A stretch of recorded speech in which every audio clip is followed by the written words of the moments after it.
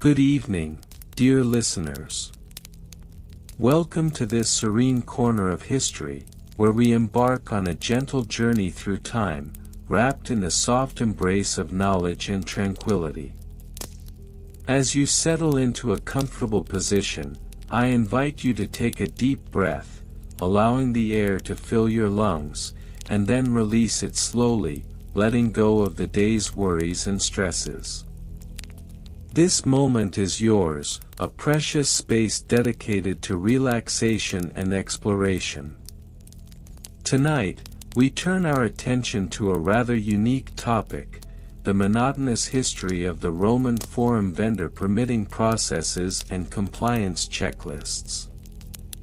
While the subject may seem dry or tedious at first, I assure you that it holds a wealth of insight into the lives of those who walked the bustling streets of ancient Rome. Imagine the sun casting golden rays over the Forum, the vibrant marketplace alive with the sounds of merchants calling out their wares, as we delve into the intricacies of regulation and trade in this ancient society. As we drift through the ages, we will explore the origins of vendor permitting in the Roman Forum, a process that was designed to maintain order amidst the chaos of commerce. We will uncover how these regulations shaped the lives of countless vendors, whose stories often fade into the background of more grand historical narratives. You will learn about the various compliance checklists that vendors had to navigate, akin to the delicate choreography of a dance, each step carefully measured, all in pursuit of a place in the heart of this bustling marketplace. Throughout this exploration, I encourage you to let your mind wander, allowing the soothing rhythm of my voice to guide you into a state of calm. We will reflect on the evolution of these permitting processes, from their humble beginnings to their more structured forms, revealing how they contributed to the overall harmony of Roman life. With each detail, we will slowly paint a picture of a society that, while seemingly distant from our own, shares common threads of human experience, ambition, regulation, and the pursuit of livelihood. As we delve deeper, we will also ponder the challenges faced by vendors in compliance with these processes. Picture the faces of those early entrepreneurs, their hopes and dreams woven into the fabric of the Forum, as they navigated the complexities of permits, inspections, and the ever-watchful eyes of Roman authorities. These stories, though perhaps less dramatic than battles fought or emperors crowned, provide a rich tapestry of everyday life, deserving of our attention and reflection. With each passing moment, let us embrace the notion that history, in all its forms, can lull us into a state of peace. Allow your thoughts to drift as we learn about how these ancient regulations were not merely about control but about creating a space for community and commerce to flourish. It is a reminder that even the most mundane aspects of life can hold profound significance when viewed through the lens of time. As we prepare to transition into the main content of our exploration, I invite you to let go of any lingering tension in your body. Feel the weight of your eyelids as they grow heavier, the gentle rhythm of your breathing becoming a soft lullaby. Allow this moment to be one of rest and reflection, where the lessons of the past can soothe and inspire you. So, dear listeners, let us embark on this tranquil journey together, diving deep into the monotonous yet intriguing world of the Roman Forum vendor permitting processes and compliance checklists. May the stories we uncover bring you comfort and relaxation, guiding you gently toward a peaceful night's rest. With that, let us begin. The history of the Roman Forum vendor permitting processes and compliance checklists can be traced back to the establishment of the Forum itself in the early days of the Roman Republic, approximately in 509 BCE. Initially, the Forum served primarily as a marketplace and a venue for political and religious activities. However, as the population of Rome grew and commerce expanded, the need for a structured system to regulate vendors emerged. In the early Republic, there was a lack of formal documentation governing vendor activities. Informal agreements and verbal contracts largely dictated the terms of trade, leading to a chaotic marketplace environment characterized by disputes over space and goods.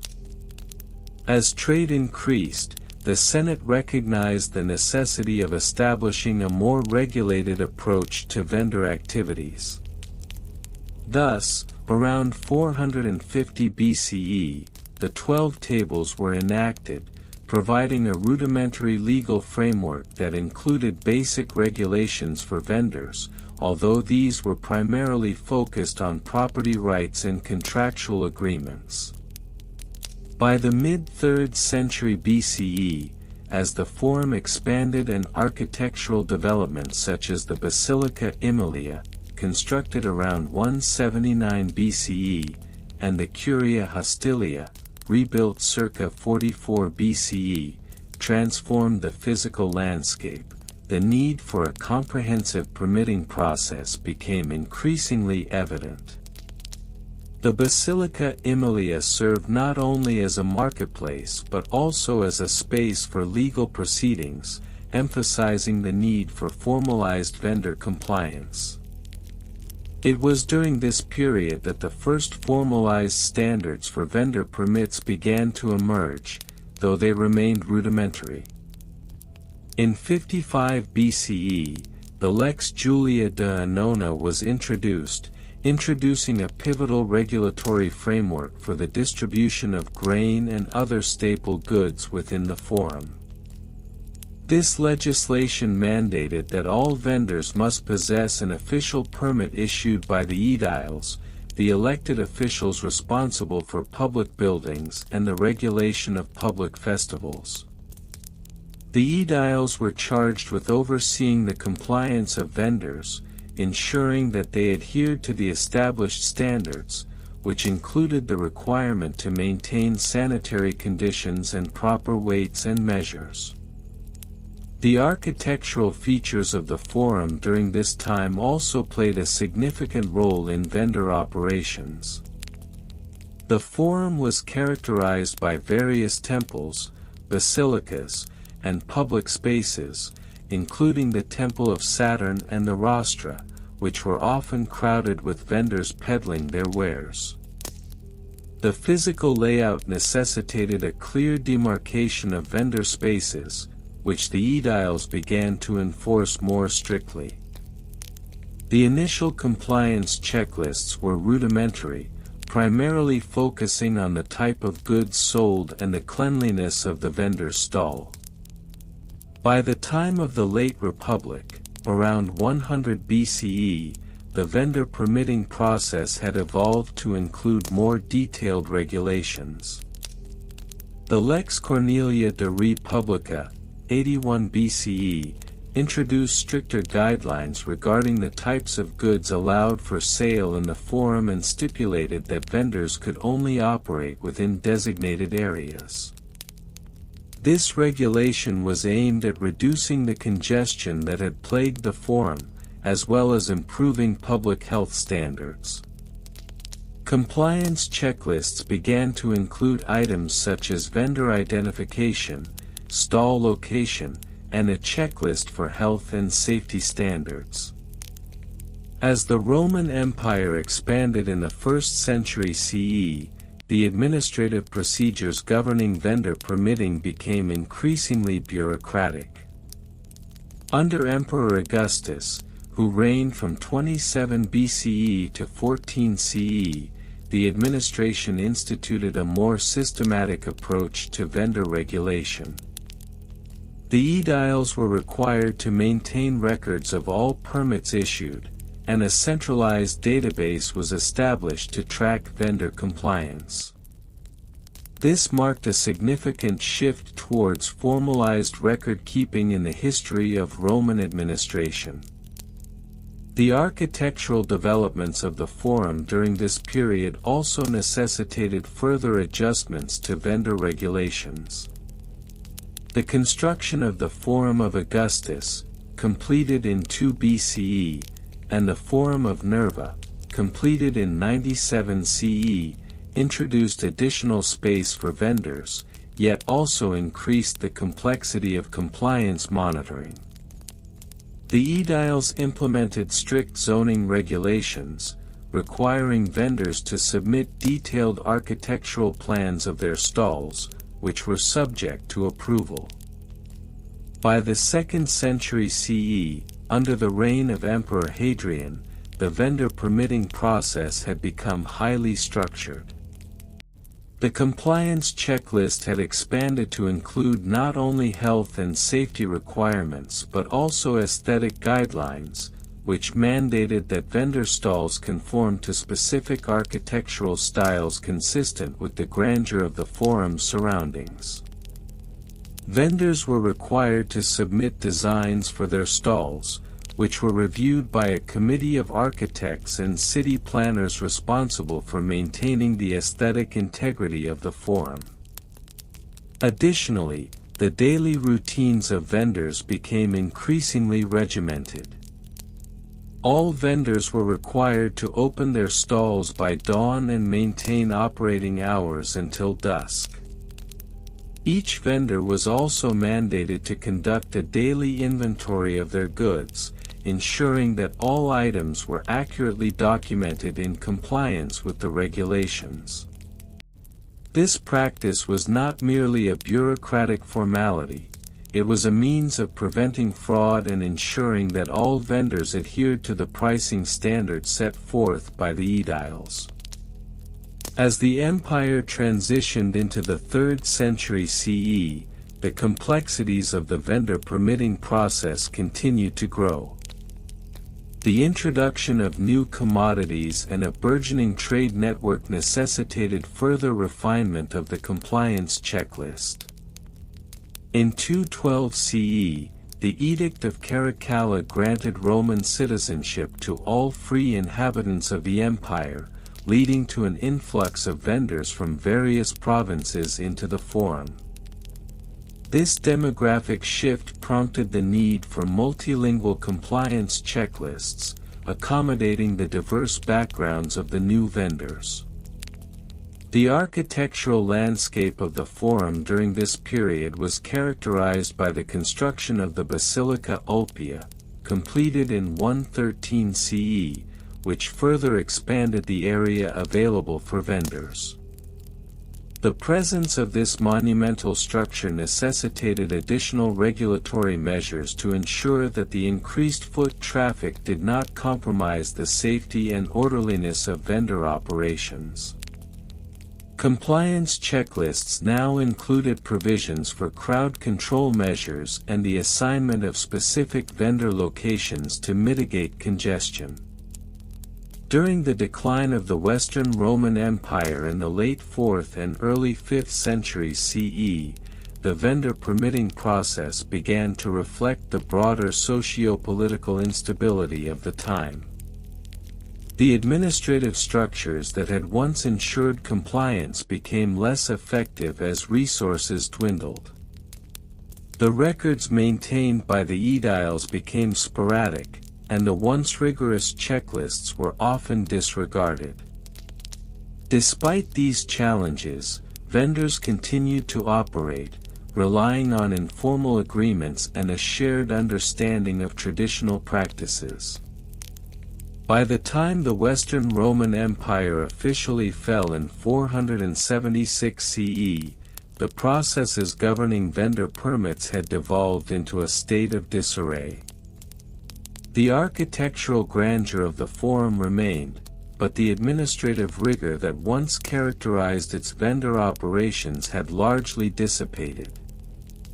The transition to the medieval period saw the emergence of new market structures and regulatory frameworks, but the historical legacy of the Roman Forum vendor permitting processes and compliance checklists persisted as a testament to the complexities of urban commerce in ancient Rome. In summary, the history of the Roman Forum vendor permitting processes and compliance checklists is a chronicle of gradual evolution, from informal practices during the early Republic to a highly structured bureaucracy in the imperial era. The interplay between architectural developments, legislative changes, and administrative procedures shaped the daily routines of vendors, underscoring the significance of compliance in the thriving commercial heart of ancient Rome. The legacy of this history serves as a foundational framework for understanding the complexities of urban vendor regulation and compliance in ensuing centuries. The construction methods and materials utilized in the Roman Forum's vendor areas were pivotal in shaping the regulatory landscape surrounding commercial activities within this ancient urban center. The Forum's development began in earnest around 7th century BCE, with the area initially serving as a marshy valley. Early construction techniques relied heavily on locally sourced materials, such as tuff, a lightweight volcanic rock, and travertine limestone, known for its durability and aesthetic appeal. By 200 BCE, the use of concrete became prevalent, and Roman builders employed it extensively due to its versatile nature. The incorporation of pozzolana, a volcanic ash, into the concrete mix allowed for significant advancements in structural integrity and longevity. Notably, the Basilica Aemilia, completed in 12 BCE, utilized these materials to create an expansive and enduring marketplace. The dimensions of the basilica measured approximately 90 meters in length and 27 meters in width, demonstrating the ambitious architectural undertakings of the period. Maintenance procedures for the vendor areas within the Forum were meticulously documented, reflecting the Roman emphasis on civic responsibility and public order. Regular inspections were mandated, with a focus on ensuring that vendor stalls remained compliant with the regulations set forth by the aediles, officials charged with the upkeep of public buildings and markets. Inspection intervals were typically biannually, coinciding with the major Roman festivals, such as the Ludi Romani, which occurred in September. A comprehensive checklist was employed, detailing aspects such as structural integrity, cleanliness, and adherence to designated vendor locations. Records from 43 BCE indicate that a standard maintenance procedure included the clearing of debris and waste from vendor stalls, utilizing tools such as brooms made from twigs and shovels crafted from bronze.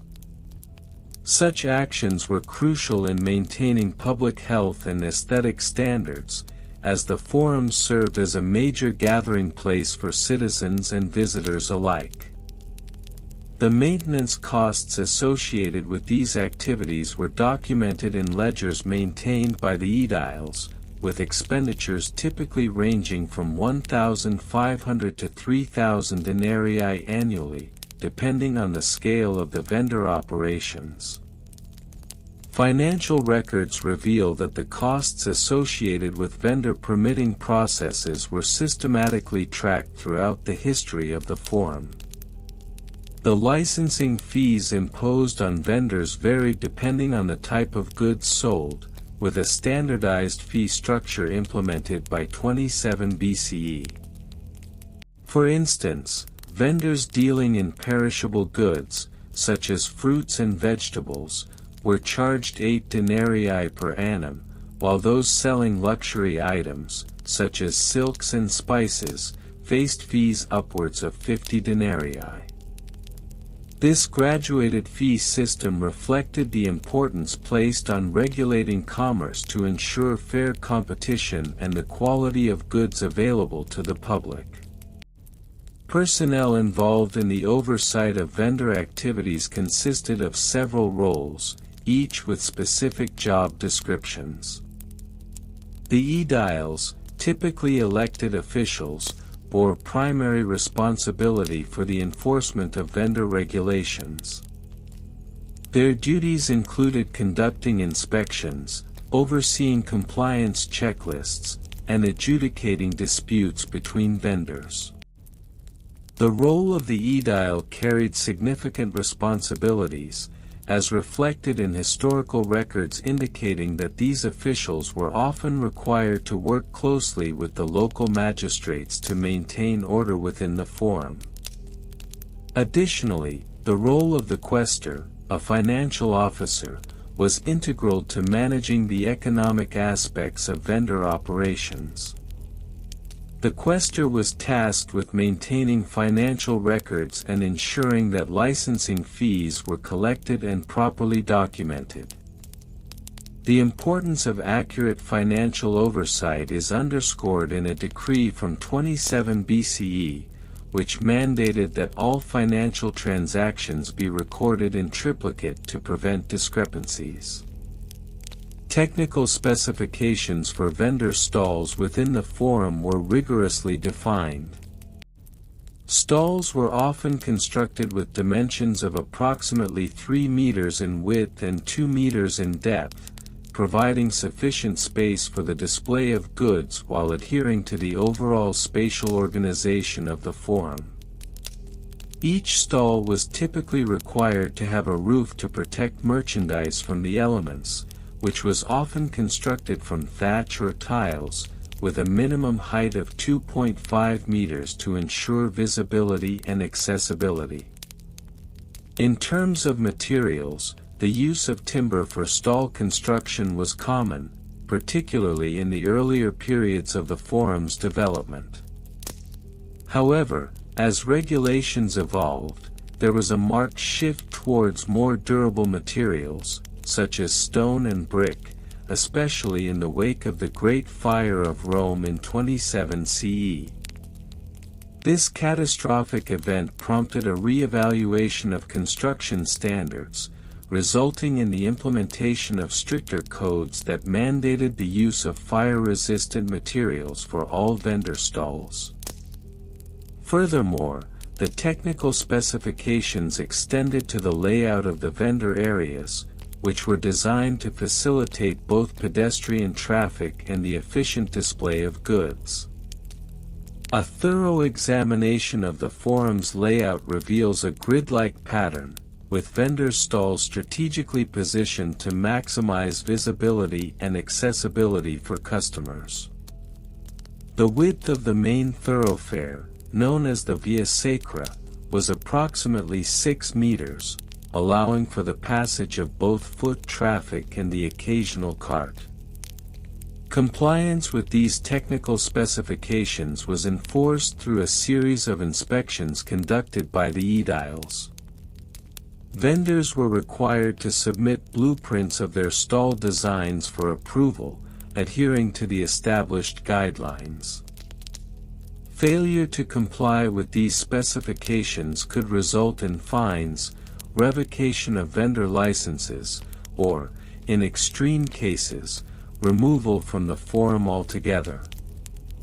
Records from the early 1st century CE indicate that approximately 15% of vendors faced penalties for non-compliance, highlighting the rigorous nature of enforcement. The legacy of the Roman Forum's vendor permitting processes and compliance checklists continues to resonate through subsequent urban regulatory frameworks. The meticulous attention to construction methods, maintenance procedures, financial oversight, personnel roles, and technical specifications laid the groundwork for the complexities of urban vendor regulation in later centuries. By examining the historical nuances of these processes, scholars can glean insights into the evolution of commercial regulation and the enduring impact of Roman practices on contemporary urban environments. In conclusion, the historical account of the Roman Forum's vendor permitting processes and compliance checklists serves as a testament to the sophistication of ancient Roman governance. The attention to detail in construction methods and materials, the rigor of maintenance procedures, the precision of financial records, the defined roles of personnel, and the clarity of technical specifications collectively illustrate a comprehensive approach to urban regulation. This framework not only facilitated commerce in ancient Rome but also established a precedent for future societies grappling with the complexities of urban vendor management. The construction methods employed in the establishment of vendor stalls within the Roman Forum were predicated upon a combination of local materials and age-old techniques. The primary materials utilized in the construction of these stalls included wood, stone, and, occasionally, terracotta. The choice of material often depended upon the vendor's economic status and the permanence of the stall desired. Wooden stalls, constructed from locally sourced timber, were often erected for temporary vendors who operated on a seasonal basis, particularly during festivals and market days. The standard dimensions for these wooden structures typically measured approximately 2.5 meters in width and 3 meters in height, providing adequate shelter for the vendor and their goods. The framework was generally built using timber beams, which were fastened together using iron nails, a commodity that became increasingly available following the extensive mining operations in the regions of Noricum and Rhaetia around 15 BCE. In contrast, more permanent vendor stalls were often constructed of stone, especially in the latter half of the 1st century CE, reflecting a shift towards more durable structures as urbanization progressed. These stalls, known as tabernae, were typically made from tuff, a volcanic stone that was readily available in the vicinity of Rome. The average dimensions of a taberna were approximately 4 meters by 6 meters, featuring an entrance that was around 2 meters wide. The stone was cut using simple tools, such as chisels and hammers, and assembled using a mortar made from lime, sand, and water, which was mixed in a ratio of 1 to 3 to 5 for optimal strength. The maintenance procedures for these vendor stalls were clearly delineated within the legal framework governing the forum's vendors. It was stipulated that vendors were responsible for the upkeep of their stalls, which included regular cleaning and repair of any structural damage. A maintenance checklist, which emerged around 27 BCE, outlined specific tasks, checking for structural integrity every quarter, replacing damaged roofing materials, and ensuring that the area surrounding the stall remained free of debris. Failure to comply with these maintenance requirements could result in a fine of up to 10 denarii, an amount significant enough to incentivize compliance among vendors. Financial records pertaining to the costs associated with the construction and operation of vendor stalls were meticulously documented. The average cost to construct a wooden stall in the early 1st century CE was approximately 50 denarii, while a stone taberna could incur expenses upwards of 300 denarii. These costs included expenditures for materials, labor, and permits, which were required for the legal operation of the stall. Labor costs averaged around 20 denarii per day for skilled workers, who were often freedmen or lower-class citizens engaged in construction trades. In terms of record keeping, each vendor was required to maintain a ledger that documented income, expenses, and any fines incurred due to non-compliance with regulations. This practice became standardized following the enactment of the Lex Julia de Annona in 22 BCE, which mandated that all merchants provide detailed financial reports to local authorities. These records were crucial not only for taxation purposes but also for evaluating the economic viability of different vendor categories within the forum. Personnel involved in the vendor permitting processes included a variety of roles, each with specific job descriptions. The primary authority responsible for vendor compliance was the Aedile, an elected official tasked with overseeing the maintenance of public order and the regulation of markets. The Aedile's responsibilities included inspecting stalls, ensuring adherence to building codes, and enforcing compliance with financial reporting. They were also empowered to issue fines and revoke permits if necessary. Supporting the Aedile were a cadre of inspectors known as lictors, who assisted in the enforcement of regulations by conducting regular inspections of vendor stalls. These inspectors were typically chosen from among the ranks of the urban plebs and received minimal compensation, often consisting of a small stipend of 5 denarii per inspection. Their job involved checking that vendors displayed their permits prominently and complied with hygiene standards set forth by the Senate in 14 CE. Technical specifications for vendor stalls were detailed in a series of decrees issued by the Senate throughout the 1st century CE. These specifications included guidelines for the construction of awnings to provide shade, which were often made from linen or wool, and recommendations for the placement of stalls to maximize foot traffic. The ideal positioning of a vendor stall was determined by a series of measurements, a distance of no less than 1 meter from the edge of the forum's main pathways to ensure pedestrian flow and a minimum clearance of 3 meters from public fountains, as mandated by a resolution passed in 12 CE. Moreover, the construction of vendor stalls incorporated basic elements of design to ensure functionality. Stalls were typically equipped with a counter, which averaged 1.2 meters in height, allowing vendors to interact comfortably with customers. The front of the stall often featured a hinged door or removable panel, which could be secured at night to protect goods from theft. Regulations stipulated that the front of the stall should not exceed 1 meter in height to maintain visibility of the products for potential customers.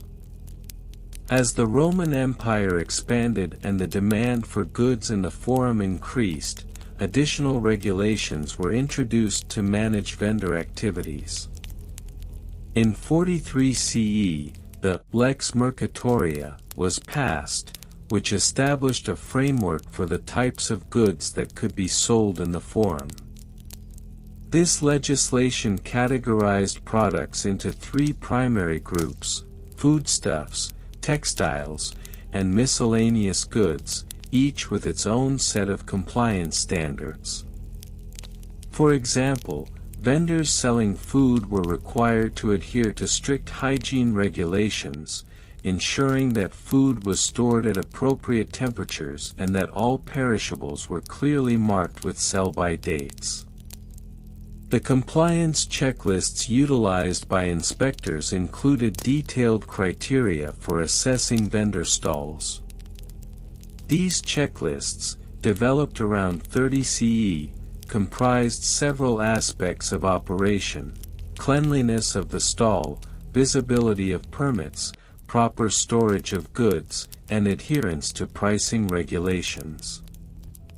Inspectors were instructed to evaluate each stall on a scale of 1 to 5, with 5 indicating full compliance and 1 representing significant deficiencies.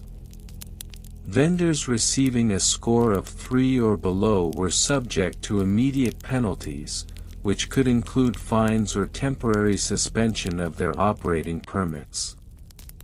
In summary, the construction methods, maintenance procedures, financial records, personnel roles, and technical specifications surrounding vendor stalls in the Roman Forum reflect a highly organized system of urban vendor management. This system was instrumental in facilitating commerce while ensuring compliance with regulations that prioritized public welfare. The intricate details of this permitting process underscore the complexity of urban regulation in ancient Rome, serving as a precursor to modern vendor management practices in urban settings today. The construction methods and materials utilized for vendor stalls in the Roman Forum have been meticulously documented, reflecting the prevailing architectural practices of the late Republic and early Empire periods, approximately from 509 BCE to 476 CE. The stalls, typically measuring 3 meters by 2 meters, were constructed primarily using local materials that were both accessible and durable. The predominant building materials included tuff, a volcanic rock, and brick, which were favored for their compressive strength and thermal properties. The use of concrete, an innovation attributed to the Romans around 300 BCE, allowed for the creation of more complex structures and contributed to the longevity of the vendor stalls. Construction techniques varied slightly based on the specific location within the forum and the nature of the stall. Vendors often employed a rectangular layout, with a sloped roof to facilitate drainage. The roof structure was commonly supported by wooden beams, made from timber sourced from the forests of the surrounding regions, primarily from the Apennine Mountains. These beams were typically 10 centimeters in diameter and spaced approximately 1 meter apart to provide adequate support for the roofing material, which was often thatch or tiles made from terracotta.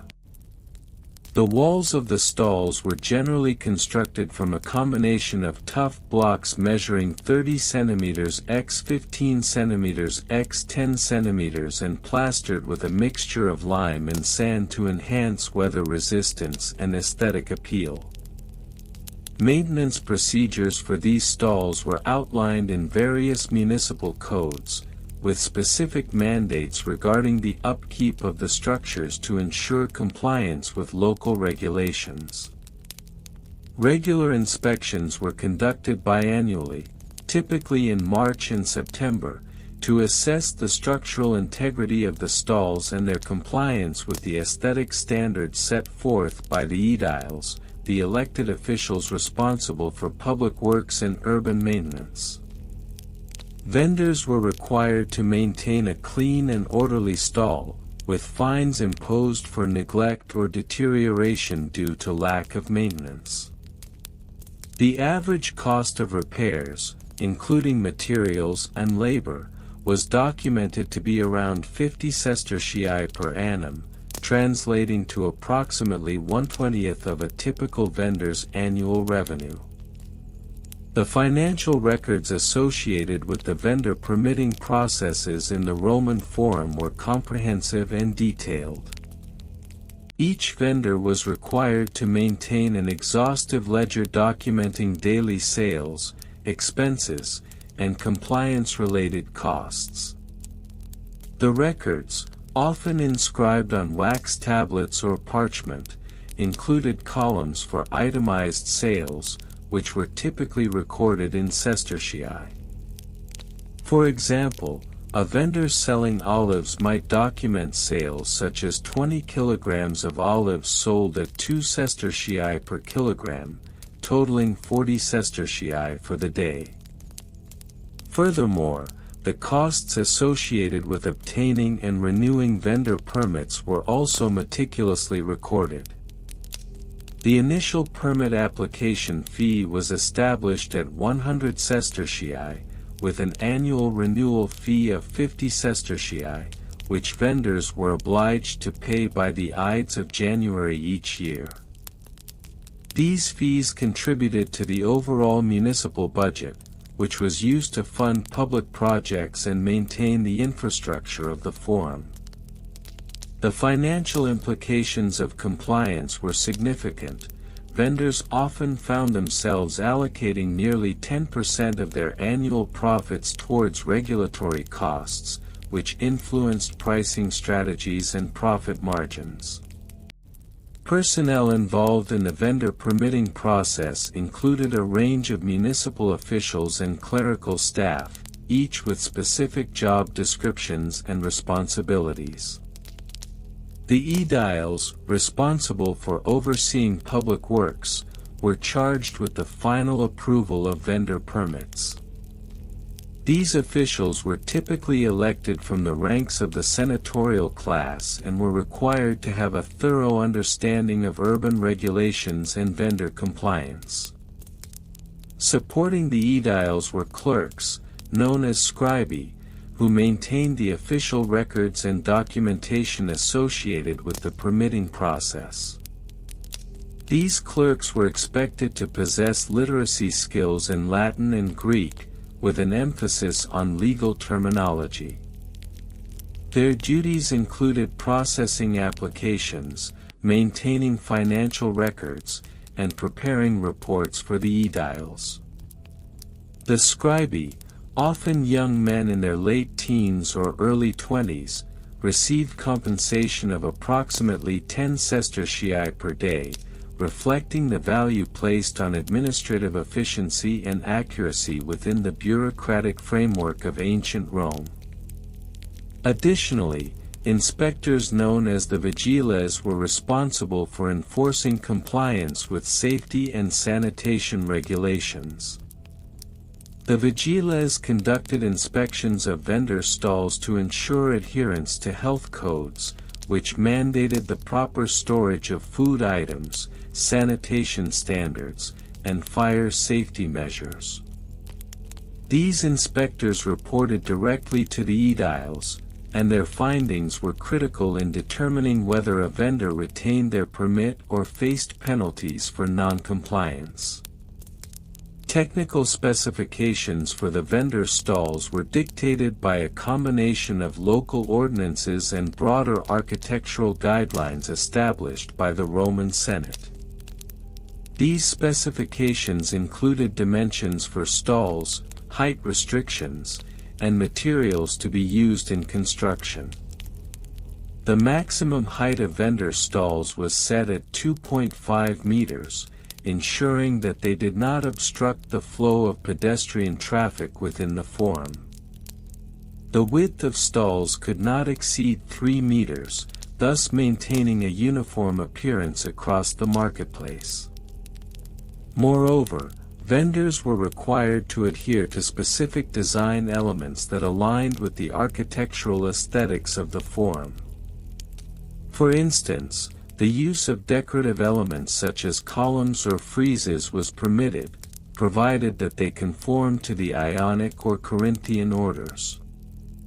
These technical specifications were codified in local edicts and were subject to periodic review, reflecting the evolving nature of urban design and vendor operations in response to public needs and preferences. The construction methods, maintenance procedures, financial records, personnel roles, and technical specifications that govern the vendor permitting processes in the Roman Forum illustrate the intricate administrative framework that supported urban commerce in ancient Rome. This framework not only facilitated the growth of a bustling marketplace but also laid the groundwork for modern regulatory practices in urban environments, emphasizing the importance of compliance and oversight in maintaining public order and safety. The processes outlined established a model of urban management that would influence subsequent generations, with the lessons learned from the vendor permitting practices in the Roman Forum echoing through the annals of history. As urban centers evolved, the principles of vendor management, regulatory compliance, and the meticulous documentation of financial transactions would continue to shape the landscape of commerce, reflecting the enduring legacy of the Roman approach to urban governance. In conclusion, the monotonous history of Roman Forum vendor permitting processes and compliance checklists serves as a testament to the complexities of urban regulation, highlighting the necessity of detailed administrative practices in fostering a thriving economic environment. The intertwining of construction methods, maintenance procedures, financial accountability, personnel roles, and technical specifications forms a comprehensive overview of the regulatory landscape that supported vendors, ensuring both their success and the orderly functioning of the Forum as a vital civic space. Construction methods and materials utilized within the Roman Forum for vendor structures were dictated by a combination of regulatory mandates and practical necessities. The predominant building materials included travertine, a limestone formed from mineral deposits, and tuff, a porous volcanic rock. These materials were favored for their durability and availability within the region. For temporary vendor stalls, which were frequently erected and dismantled, wood was also commonly employed, particularly pine and cedar, due to their lightweight properties and ease of handling. The construction process was highly methodical. Vendors were required to submit architectural drawings, prepared by licensed architects, that adhered strictly to the Forum's architectural guidelines established in 45 BCE. These guidelines emphasized the importance of uniformity in height, requiring that no stall exceed 3.5 meters in height. Furthermore, stall dimensions were dictated to be no larger than 2.5 meters in width and 2 meters in depth, thereby ensuring a standardized appearance that complemented the Forum's classical aesthetic. Maintenance procedures for vendor structures were equally regimented. Each vendor was responsible for conducting biannual inspections, the first of which was to take place on the Ides of March, and the second on the Ides of September. Documentation of these inspections was to be submitted to the Forum's Maintenance Office, a division established in 23 BCE to oversee the upkeep of all commercial structures. This office would conduct random compliance checks to ensure that vendors maintained their stalls in accordance with the established standards. Specific maintenance tasks included repairing any structural damage, repainting faded surfaces, and replacing worn materials. Vendors were required to retain all maintenance records for a minimum of 3 years, to facilitate audits by the Forum's regulatory body. Financial records and costs associated with vendor operations were meticulously documented and regulated. As mandated by the Lex Julia de Annona, enacted in 33 BCE, all vendors were required to maintain detailed accounts of their daily transactions. These records had to include the volume of goods sold, prices charged, and quantities of materials purchased. Vendors were also obliged to report any additional costs incurred, such as taxes, licensing fees, and maintenance expenditures.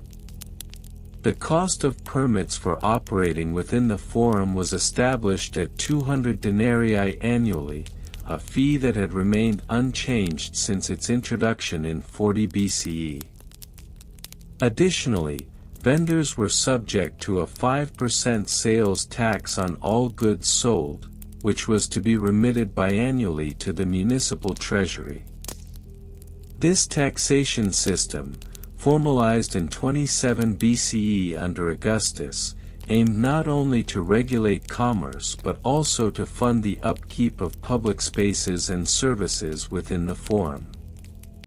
Personnel associated with vendor operations within the forum were categorized into distinct roles, each with specific job descriptions that reflected the hierarchical structure of vendor management. Vendors themselves were classified as primary operators, responsible for day-to-day sales and customer interactions. Each vendor was permitted to employ up to 2 assistants, referred to as sub-venditors, who were tasked with stocking goods, managing inventory, and assisting in customer service. The role of the compliance officer, established in 15 BCE, was particularly significant as it involved the oversight of adherence to vendor regulations. Compliance officers were responsible for conducting routine inspections, ensuring that all stalls met the construction and maintenance standards previously outlined. They were also tasked with enforcing vendor licensing regulations, which required that all operators possess a valid permit issued by the Forum Council. Additionally, the role of the accounts clerk was crucial for the financial health of vendor operations. Accounts clerks were responsible for maintaining accurate financial records, compiling daily sales reports, and ensuring timely payment of taxes. The position required meticulous attention to detail, as discrepancies in financial documentation could result in severe penalties, including fines or revocation of vendor licenses.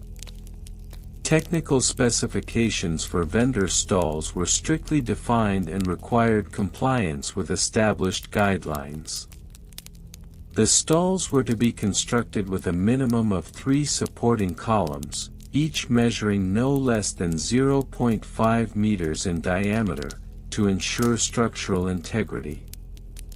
The roofs of vendor stalls were required to be pitched at a 15-degree angle to facilitate drainage, a specification rooted in the architectural principles of ancient Rome. Additionally, the Forum mandated that all stalls feature a minimum of 1 window, measuring at least 0.75 meters by 1 meter, to enhance visibility and ventilation. The window design was to incorporate wooden shutters, which were to be closed during non-operational hours to protect the stall from the elements and potential theft. The installation of signage was also regulated. Vendors were permitted to display signs that identified their business, but these signs could not exceed 0.5 meters in height or 1 meter in width. The lettering used was required to be painted in a standardized font, with a height that did not exceed 10 centimeters, ensuring uniformity across all vendor signage. In summary, the operational framework governing vendors within the Roman Forum was a complex amalgamation of construction mandates, maintenance protocols, financial regulations, personnel roles, and technical specifications. Each element played a crucial role in maintaining the Forum as a space that not only facilitated commerce but also upheld the civic dignity of the Roman Republic. The meticulous adherence to these processes ensured that the vendors operated within an environment that was both orderly and conducive to the flourishing of trade. As the years progressed, the regulatory landscape continued to evolve, with amendments and updates being introduced to address emerging economic conditions and societal needs. However, the core tenets of construction, maintenance, financial accountability, personnel structure, and technical standards remained steadfast, reflecting the enduring commitment of Roman authorities to the orderly functioning of one of their civilization's most vital civic spaces. The history of vendor permitting processes and compliance checklists within the Roman Forum thus stands as a testament to the meticulous governance that characterized the Roman approach to public administration and urban planning. Construction methods and materials utilized within the Roman Forum for vendor structures were dictated by a combination of regulatory mandates and practical necessities. The predominant building materials included travertine, a limestone formed from mineral deposits, and tuff, a porous volcanic rock. These materials were favored for their durability and availability within the region. For temporary vendor stalls, which were frequently erected and dismantled, wood was also commonly employed, particularly for smaller, seasonal markets that catered to the fluctuating population of the Forum. The use of travertine can be traced back to its extensive quarrying operations in the Tiburtine Hills, with significant extraction activities documented as early as 27 BCE during the reign of Emperor Augustus, who initiated grand architectural projects. Travertine's resilience against environmental stressors made it ideal for permanent structures, while tuff, sourced from the volcanic regions around modern-day Rome, was often used in walls and foundations, providing structural integrity. In contrast, wood, primarily sourced from local forests, was less durable and more susceptible to decay, thus necessitating its use in temporary structures. Throughout the history of the Roman Forum, particularly from 500 BCE to 500 CE, the evolving dynamics of commerce influenced architectural decisions. For instance, during the late Republican period around 100 BCE, the Forum became increasingly crowded with vendors selling goods ranging from food to textiles. As the demand for space grew, so too did the complexity of vendor structures. The introduction of the tabernae, small shops typically located in the Forum's bustling areas, allowed for more permanent commercial establishments. These tabernae were often constructed with walls of tuff and roofs made of wood, designed to provide shelter from the elements while maximizing visibility for passers-by.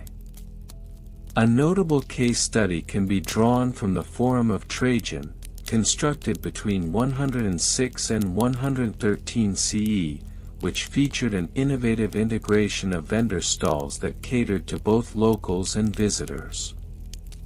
The architectural layout included a grand basilica and a marketplace that showcased a variety of goods. The vendors' stalls here utilized columns made from marble to support awnings, allowing for a more permanent structure that provided shade and protection for merchants and customers alike. The market's design also incorporated advanced drainage systems to manage rainwater, showcasing the Romans' commitment to creating functional and sustainable commercial spaces.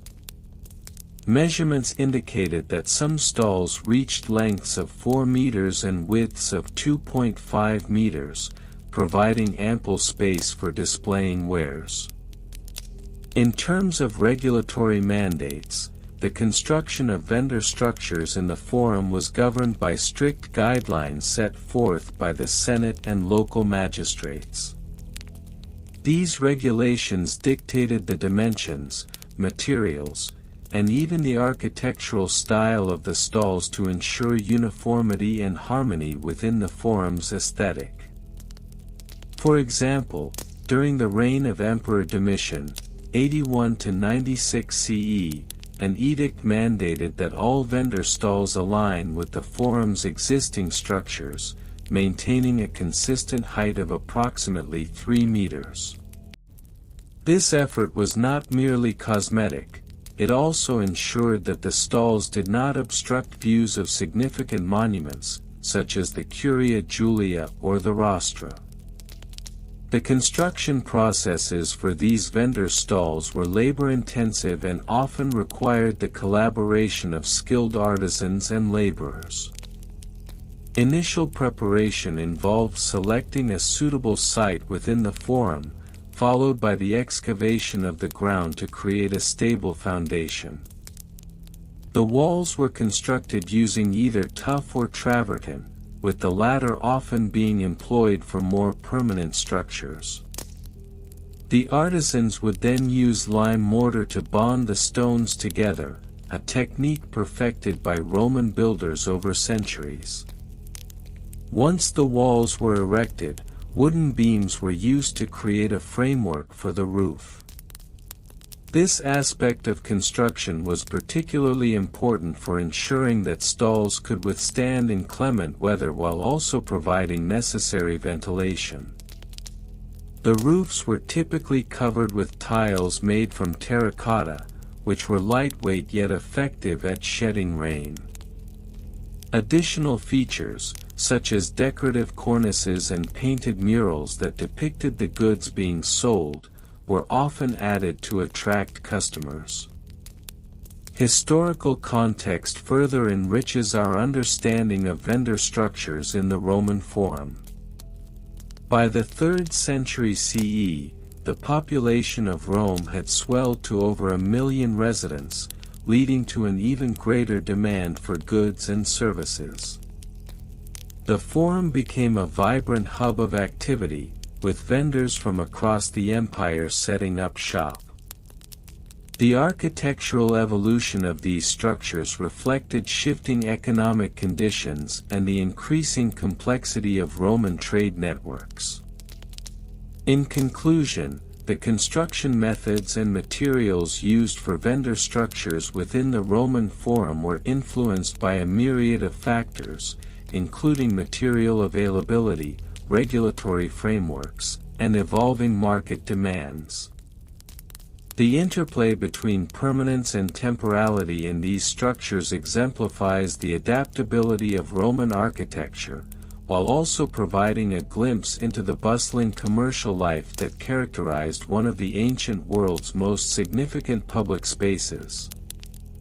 The monotonous history of Roman Forum vendor permitting processes and compliance checklists. Part 6: Regional Variations and Comparisons.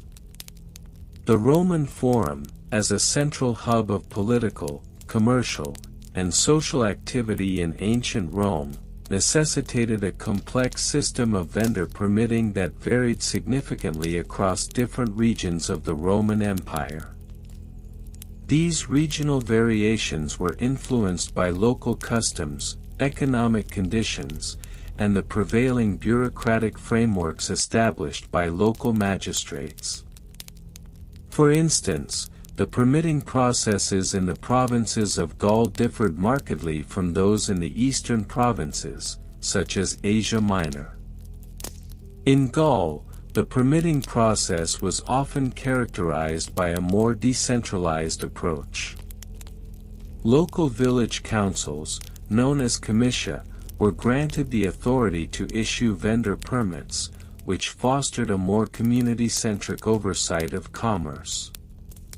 Vendors were required to submit a formal application to the comitia, detailing their intended goods, the methods of transportation, and the duration of their stay. This local system allowed for a degree of flexibility, however, it often resulted in inconsistencies in compliance checks, as different comitia adopted varying standards for what constituted acceptable goods and practices. Conversely, in Asia Minor, the centralization of power in urban centers like Ephesus led to a more standardized permitting process. Here, the aediles, responsible for public works and the maintenance of public order, played a critical role in regulating vendor activities. The permitting process was more bureaucratic, often requiring vendors to navigate a labyrinth of regulations and compliance checklists that were uniformly enforced across the region. The emphasis on uniformity in Asia Minor was partly due to the thriving trade networks established by the Romans, which necessitated a more cohesive regulatory framework to facilitate commerce across the region and minimize the risk of fraud. This regional disparity extended to the types of goods permitted for sale. In some provinces, local customs shaped the types of wares that vendors could offer. For example, in North Africa, the sale of certain spices and textiles was strictly regulated due to their cultural significance, while in the provinces of Hispania, there was a more liberal approach to the sale of agricultural products, which were abundant in the region. This divergence in regulatory practices illustrates the complexity of vendor permitting processes across the vast expanse of the Roman Empire. Part 7: Evolution over different time periods. The evolution of vendor permitting processes in the Roman Forum can be traced through several distinct periods, each marked by shifts in political authority, economic conditions, and societal norms. In the early Republic, the lack of formalized permitting structures allowed for a relatively free exchange of goods. Vendors often operated informally, relying on local patronage and established community relationships to conduct their business. During this period, informal record-keeping methods prevailed, with vendors often using simple marks or tokens to signify transactions. As the Republic transitioned into the imperial period, the need for regulation became increasingly apparent in response to the burgeoning urban population and the associated economic activity. This led to the establishment of formal permitting processes in the late 1st century BCE, with the introduction of comprehensive compliance checklists that vendors were required to adhere to. These checklists encompassed a myriad of details, including the type of goods, the source of supply, and the anticipated sales volume. The bureaucratic regulations instituted during this time laid the groundwork for a more structured approach to vendor management. The height of the Roman Empire saw the introduction of more sophisticated permitting frameworks, influenced by the increasing complexity of trade networks and the necessity for standardized compliance measures. The Lex Julia de Annona, enacted in the 1st century CE, mandated that all vendors operating within the forum obtain a permit from the local magistrate. This law required vendors to submit detailed applications, accompanied by proof of good character and financial reliability, which were subjected to rigorous scrutiny by appointed officials. The compliance checklist expanded to include not only the nature of goods being sold but also the vendor's adherence to public health and safety standards. The decline of the Roman Empire in the 4th and 5th centuries CE brought about a further evolution in vendor permitting processes. As central authority weakened and local governance became fragmented, the once uniform permitting structures devolved into a patchwork of localized regulations. Vendors found themselves navigating a convoluted landscape of permits, often needing to obtain multiple approvals from various local authorities. This fragmentation led to a resurgence of informal trading practices reminiscent of the early Republic, albeit within a more chaotic and often perilous environment. Part 8: Bureaucratic Regulations and Laws. The bureaucratic regulations governing vendor permitting processes in the Roman Forum were extensive and multifaceted, reflecting the complexity of Roman governance and the necessity for order in commercial transactions. The foundational legal framework was established through a series of decrees and statutes that delineated the responsibilities of vendors, the rights of consumers, and the obligations of local authorities. One of the pivotal pieces of legislation was the Lex Julia de Annona, which not only mandated vendor permits but also established the criteria for compliance.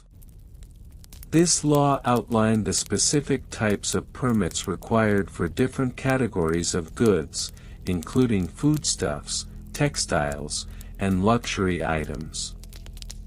For instance, vendors selling perishable goods such as fruits and vegetables were required to obtain a licentia, which allowed for the sale of such items only under strict conditions regarding freshness and provenance. This regulation aimed to ensure the quality of goods available to the public and prevent fraudulent practices that could harm consumers. In addition to the Lex Julia, the Lex Cornelia de Sicoris also played a significant role in shaping vendor regulations. This law mandated that all vendors maintain meticulous records of their transactions, including the names of customers and the quantities sold. The record-keeping requirements were intended to facilitate accountability and transparency in commerce, which were essential for maintaining public trust in the marketplace. Vendors who failed to comply with these regulations faced heavy fines and the potential revocation of their permits. As the bureaucratic apparatus expanded, additional layers of regulation were introduced. The curators were appointed to oversee compliance with vendor regulations, conducting regular inspections of market stalls and ensuring adherence to the established checklists. These inspections were notoriously thorough, often involving multiple bureaucratic layers, as inspectors would assess not only the documentation provided by vendors but also the physical condition of the goods being sold. The bureaucratic landscape was further complicated by the emergence of guilds and trade associations, which sought to protect the interests of their members.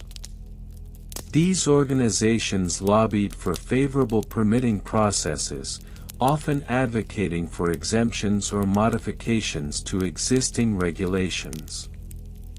The interactions between guilds and local authorities added another layer of complexity to the already intricate vendor permitting landscape, leading to a dynamic, albeit often contentious, relationship between commerce and governance. Part 9: Supply Chain and Logistics. The vendor permitting processes in the Roman Forum were inextricably linked to the broader supply chain and logistics networks that underpinned the Roman economy. The efficient movement of goods from producers to consumers was essential for maintaining the vibrancy of the Forum, and as such, vendor permits were often contingent upon the vendor's ability to demonstrate a reliable supply chain. Vendors were required to provide documentation proving the origins of their goods, which often necessitated collaborations with various suppliers across the empire. This documentation included shipping manifests, receipts, and certificates of authenticity, which were critical for establishing the legitimacy of the goods being sold. For example, a vendor selling fine textiles would need to present proof of sourcing from reputable weavers, along with evidence of the quality of the materials used. This system of documentation not only facilitated compliance with permitting regulations but also served to uphold the standards of quality expected in the Forum. Logistics played a crucial role in ensuring that vendors could maintain a steady supply of goods. The Roman Empire boasted an extensive network of roads and maritime routes, which enabled the efficient transport of goods across vast distances. Vendors would often have to navigate these logistics challenges, coordinating with local transporters, known as carriers, to secure timely deliveries. The complexities of these arrangements necessitated meticulous planning and record-keeping, as vendors were required to account for any delays or disruptions in the supply chain. Moreover, the seasonal nature of certain goods added another layer of complexity to vendor logistics. For instance, the availability of certain fruits and vegetables was heavily influenced by the agricultural calendar, requiring vendors to adjust their permitting applications accordingly. Vendors often had to demonstrate an understanding of these seasonal fluctuations in their permit applications, outlining their plans for sourcing goods during peak seasons and detailing contingency strategies for off-peak periods. Part 10: Record-Keeping Methods. The methods of record-keeping employed by vendors in the Roman Forum evolved alongside the permitting processes, reflecting the increasing bureaucratization of commerce. In the early Republic, vendors often relied on rudimentary methods, such as tally sticks or simple marks on clay tablets, to record transactions. These methods were largely informal and varied widely from vendor to vendor, leading to significant discrepancies in record accuracy. As the formalized permitting processes took shape, the need for standardized record-keeping became apparent. Vendors were encouraged, if not mandated, to adopt more sophisticated methods of documentation. The use of wax tablets became increasingly common, as these portable devices allowed for easy recording and erasing of transactions. Vendors often employed scribes, who were skilled in the art of writing, to maintain these records, ensuring a level of professionalism and accuracy that was previously lacking. By the imperial period, the record-keeping methods had become more formalized, with vendors required to maintain comprehensive ledgers detailing their sales, inventory, and supplier relationships. These ledgers were often organized chronologically, allowing for easy reference and auditing by local authorities. The meticulous nature of these records was reflective of the growing emphasis on accountability within the vendor permitting process. Additionally, the advent of papyrus and parchment as recording materials facilitated the transition to more permanent forms of documentation. Vendors began to keep written contracts with their suppliers, outlining the terms of sale and delivery. These contracts not only served as legal proof of transactions but also played a crucial role in mediating disputes between vendors and suppliers. In conclusion, the history of vendor permitting processes in the Roman Forum is a testament to the complexities of ancient commerce, shaped by regional variations, evolving bureaucratic regulations, and the intricacies of supply chain logistics. The meticulous record-keeping methods that emerged in conjunction with these processes reflect the broader trends of accountability and professionalism that characterized the Roman economy. While these topics may appear mundane at first glance, their intricate details reveal the sophisticated nature of Roman society and its enduring legacy in the realm of commerce. ###The monotonous history of Roman Forum vendor permitting processes and compliance checklists. #Part 7, Regional Variations and Comparisons. The Roman Forum, as a central hub of social and commercial activity in ancient Rome, exemplifies a tapestry of vendor permitting processes that varied across regions. Each locality within the vast Roman Empire developed its own set of regulations, influenced by local customs, economic conditions, and the overarching legal framework imposed by the central authority in Rome.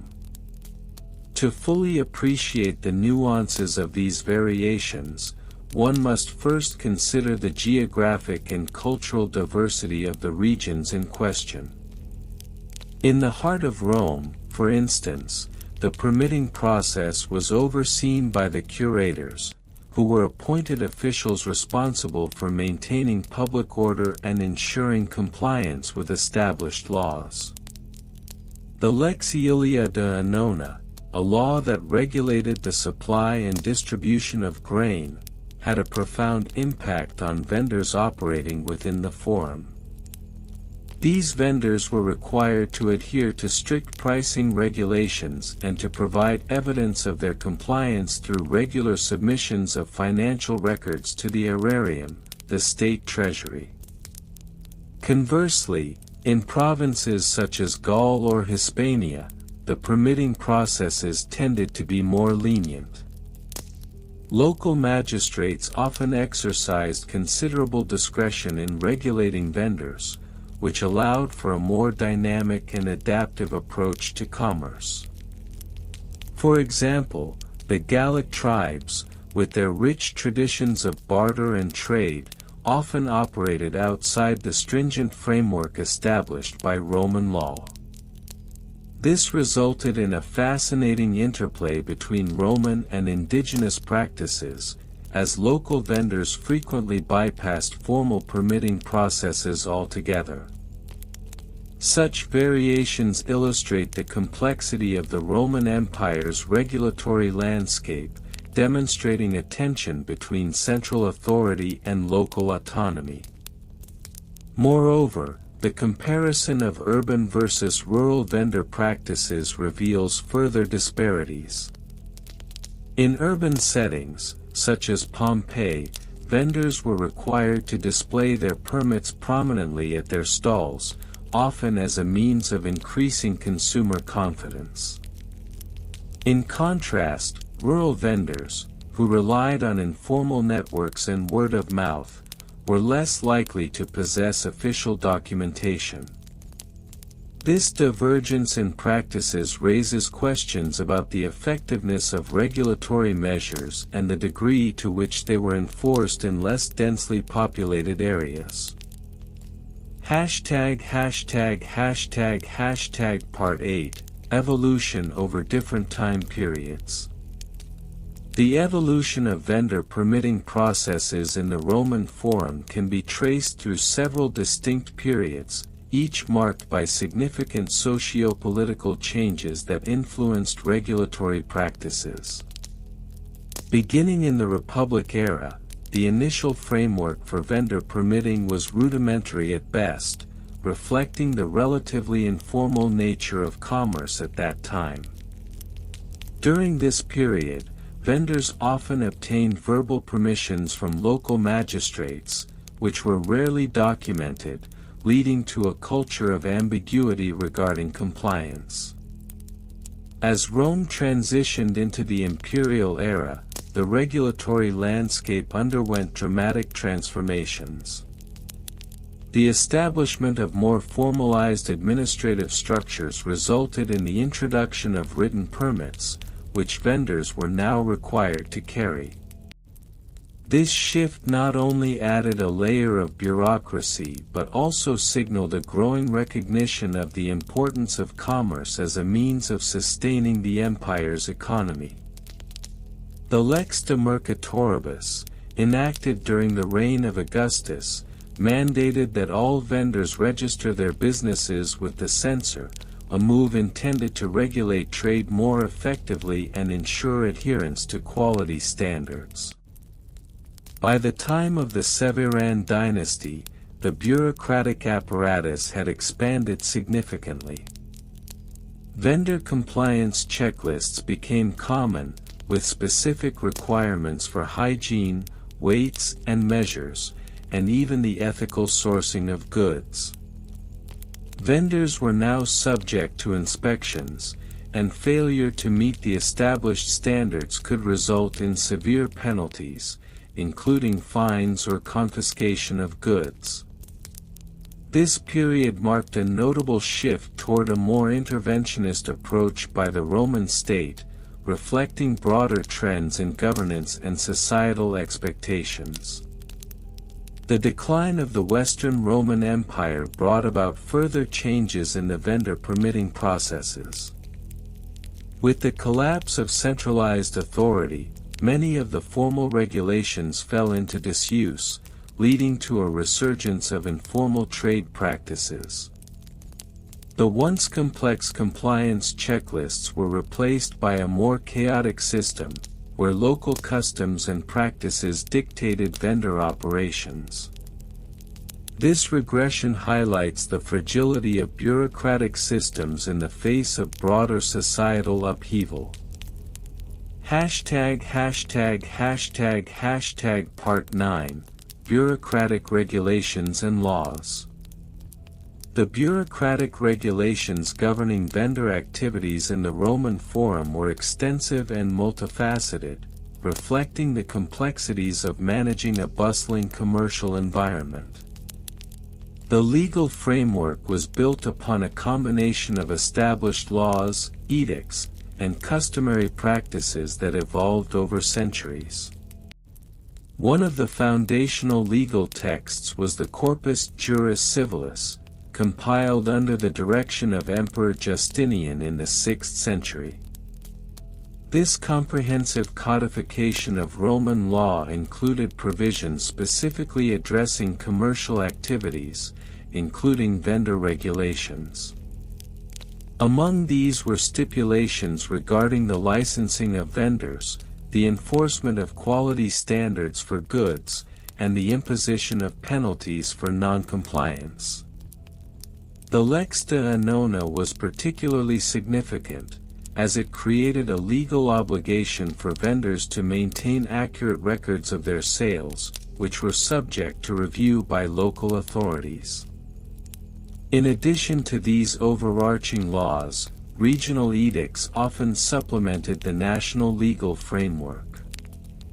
For example, in provinces such as Egypt, local governors implemented specific regulations tailored to the unique economic conditions of their regions. These might include price controls on staple goods or mandates requiring vendors to sell certain quantities of local produce. Such adaptations illustrate the fluidity of Roman law and its responsiveness to local needs. Moreover, the bureaucratic framework was characterized by a series of compliance checklists that vendors were required to complete before being granted permits. These checklists encompassed a wide range of criteria, including the vendor's legal status, the nature of the goods being sold, and adherence to public health standards. Failure to complete any aspect of these checklists could result in the denial of a permit or, in more severe cases, legal action.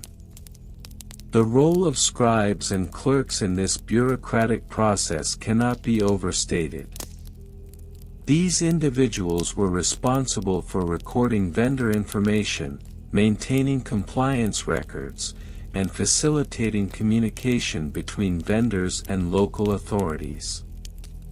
Their meticulous record-keeping was essential for ensuring accountability and transparency within the vendor permitting process.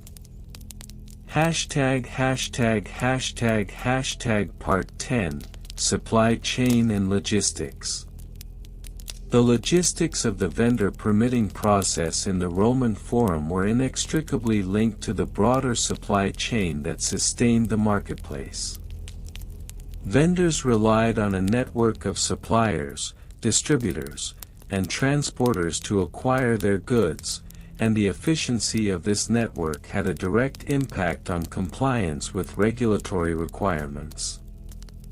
Goods entering the forum often passed through a series of checkpoints, where they were subjected to inspections by customs officials. These officials were tasked with verifying that vendors held the necessary permits and complied with quality standards.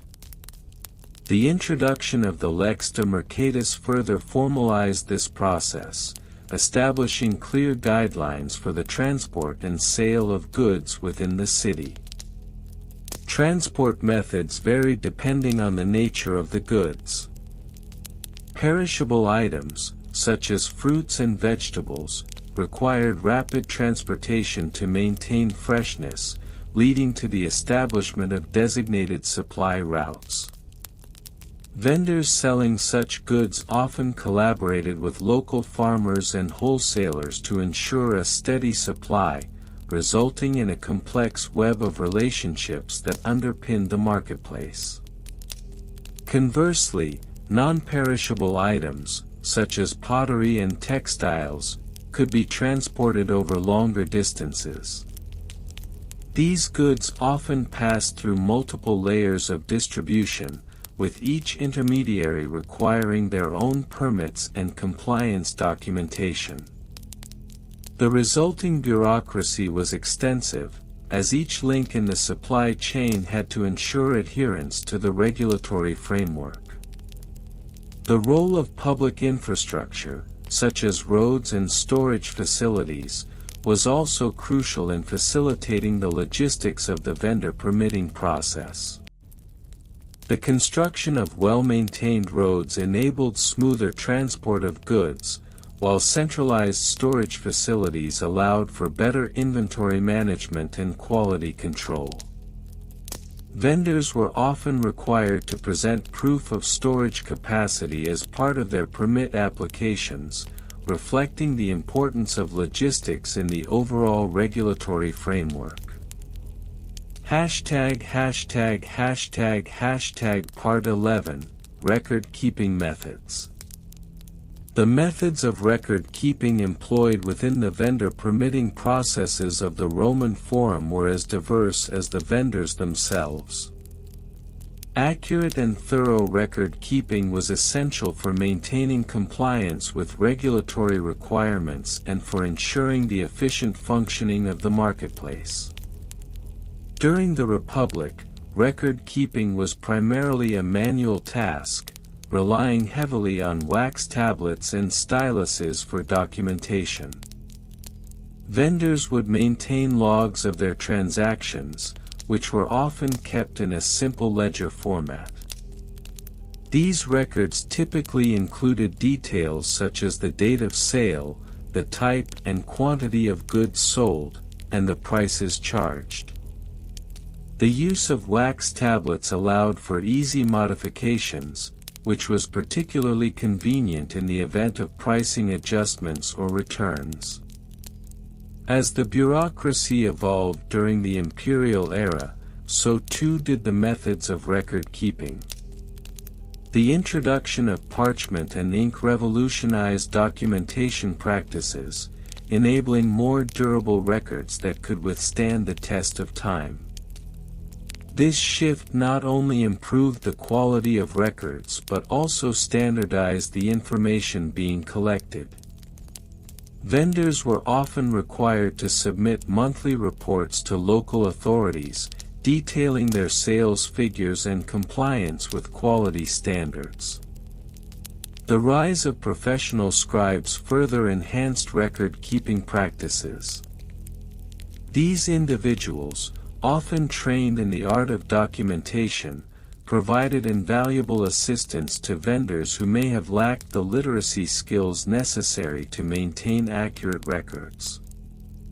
The delegation of record-keeping to professionals allowed vendors to focus on their core business activities while ensuring that their compliance obligations were met.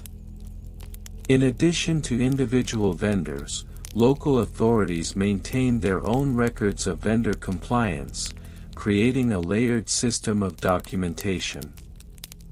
These records served multiple purposes, including tracking compliance, monitoring market trends, and providing a historical account of vendor activities. The meticulous nature of these records highlights the Roman commitment to bureaucratic efficiency, although it also contributed to an environment of pervasive oversight. In conclusion, the history of vendor permitting processes within the Roman Forum is a rich tapestry woven from regional variations, evolving bureaucratic regulations, intricate supply chains, and meticulous record-keeping methods. Each of these elements played a pivotal role in shaping the marketplace, reflecting the complexities of Roman commerce and the interplay between local customs and imperial authority. As we delve deeper into this monotonous history, it becomes increasingly clear that the mundane aspects of vendor compliance are anything but trivial. They are a testament to the enduring legacy of Roman administrative practices and their impact on the evolution of commerce throughout the ages. Part 8: Regional Variations and Comparisons.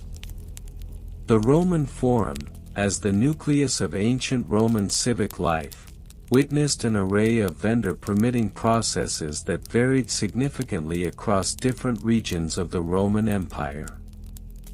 While the Forum in Rome itself served as the archetype for vendor compliance, provincial markets demonstrated unique adaptations influenced by local customs, economic conditions, and administrative practices. In regions such as Gaul, the permitting process for vendors often encountered localized bureaucratic hurdles. Vendors in Lugdunum, modern Lyon, were required to navigate a labyrinthine array of local edicts, which included stipulations on the types of goods that could be sold and the times during which vendors could operate. Historical records indicate that local magistrates frequently altered these regulations to reflect the shifting demands of the populace and the seasonal variations in trade. For instance, during the festival of Lugdunum, additional permits were issued to accommodate the influx of vendors, resulting in a temporary but bureaucratically cumbersome expansion of the existing permitting framework. In contrast, the vendor permitting processes in the eastern provinces, particularly in cities such as Antioch and Alexandria, exhibited a more centralized approach. Here, the Roman administrative apparatus imposed a uniform set of regulations that sought to streamline vendor operations. The bureaucratic intricacies were, however, not entirely eradicated. Vendors were still required to submit expansive documentation detailing their goods in compliance with local health standards, which were particularly stringent in urban centers with dense populations. A comparative analysis reveals that while the basic framework of vendor permitting shared commonalities across the empire, regional variations were shaped by local governance, economic imperatives, and cultural practices. For instance, in the provinces with a higher concentration of artisans, such as Ephesus, the emphasis on artisan permits fostered a more dynamic marketplace, as artisans often had to satisfy both local guild regulations and imperial edicts. Part 9: Evolution over different time periods. The evolution of vendor permitting processes over time reflects broader socio-economic and political changes within the Roman Empire. Initially, in the early Republic, the vendor scene was characterized by a laissez-faire approach, where informal markets thrived without stringent regulations. This period saw the emergence of street vendors selling wares from portable stalls, often with little more than a verbal agreement with local authorities. As the empire expanded, particularly during the late Republic and the Julio-Claudian period, the burgeoning urban populations necessitated a more formalized system of vendor regulation. The introduction of the Lex Julia et Papia, 18 BC, and subsequent laws mandated registration for certain vendors, imposing a requirement for permits that documented the nature of their goods and their compliance with public health standards.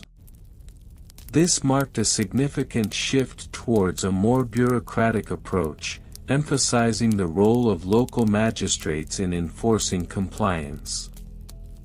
By the time of the Severan dynasty, 193 to 235 AD, vendor permitting had evolved into a complex bureaucratic system. The introduction of standardized compliance checklists, though not formally codified, became commonplace. Vendors were required to submit detailed records of their transactions, health inspections, and compliance with market hours. The meticulous nature of these regulations often resulted in frustration among vendors who were faced with the dual burden of compliance and the fluctuating nature of market demand. The later stages of the Roman Empire witnessed further bureaucratic entrenchment, particularly under Diocletian's reforms in the late 3rd century AD. The imposition of the Edict on Maximum Prices, 301 AD, not only regulated the prices of goods but also reinforced the necessity for vendors to maintain detailed records of their transactions. This marked a significant bureaucratic expansion, where compliance checklists included not only the nature of goods sold but also the pricing structures and inventory management practices. Part 10. Bureaucratic Regulations and Laws. The bureaucratic regulations governing vendor permitting processes in the Roman Forum were multifaceted and often convoluted. Legislative frameworks established a tiered system of compliance, where different categories of vendors faced varying degrees of regulatory scrutiny. At the apex of this system were the licentiati, vendors who received special licenses to operate within designated areas of the forum. The process of acquiring such a license was marked by layers of bureaucracy, often requiring endorsements from local patricians, payment of fees, and adherence to a series of health and safety inspections.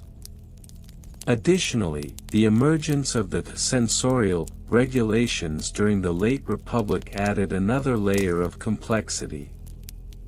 Censors, responsible for overseeing public morality and fiscal responsibilities, often intervened in vendor operations, scrutinizing their practices to ensure adherence to societal norms. This created an environment where vendors were not only required to comply with operational regulations but also to maintain a level of decorum that aligned with the moral standards of Roman society. The regulations surrounding vendor licenses mandated a detailed documentation process. Vendors were often required to present their wares for inspection before a panel of local magistrates, who would certify compliance with established standards. Non-compliance could result in severe penalties, including confiscation of goods, fines, or, in extreme cases, expulsion from the market altogether. Part 11. Supply Chain and Logistics.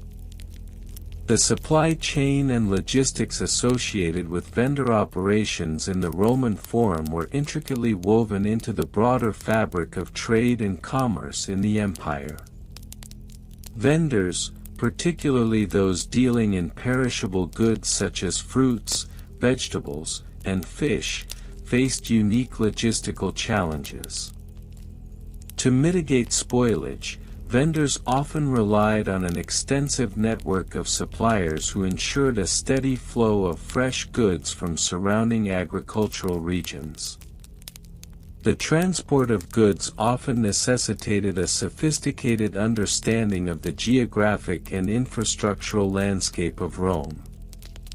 Vendors frequently employed porters, known as muli, who were responsible for transporting goods from distant locations. The use of wheeled carts, though limited within the forum's narrow streets, was common for bulkier items. Furthermore, vendors often coordinated with local shipping routes along the Tiber River, which facilitated the importation of exotic goods from distant provinces. The logistics of vendor operations extended beyond mere transportation. Vendors had to develop systems for inventory management, often employing rudimentary accounting methods to track their stock levels. The meticulous record-keeping practices adopted by successful vendors enabled them to respond dynamically to market demand, ensuring that they could adjust their supply in accordance with seasonal fluctuations. Moreover, the interplay between vendors and local authorities often influenced supply chain operations. Vendors were sometimes required to source their goods from registered suppliers to ensure compliance with quality standards. This regulation, while aimed at protecting consumers, occasionally led to tensions between vendors and their suppliers, particularly when supply shortages occurred. Part 12: Record-Keeping Methods. Record-keeping within the context of vendor-permitting processes in the Roman Forum was a critical aspect that underscored the bureaucratic nature of commerce in ancient Rome. Vendors were expected to maintain meticulous records documenting their transactions, compliance with health regulations, and licensing renewals. The methods employed for record-keeping varied significantly, influenced by the level of sophistication of the vendor's operations. In the early days of the Roman Forum, vendors often relied on simple tally systems, using clay tablets or wax boards to record sales and inventory. The use of these materials allowed for easy erasure and modification, which was particularly advantageous in the fluid marketplace of ancient Rome. However, as the regulatory environment became more stringent, the necessity for more formalized documentation emerged.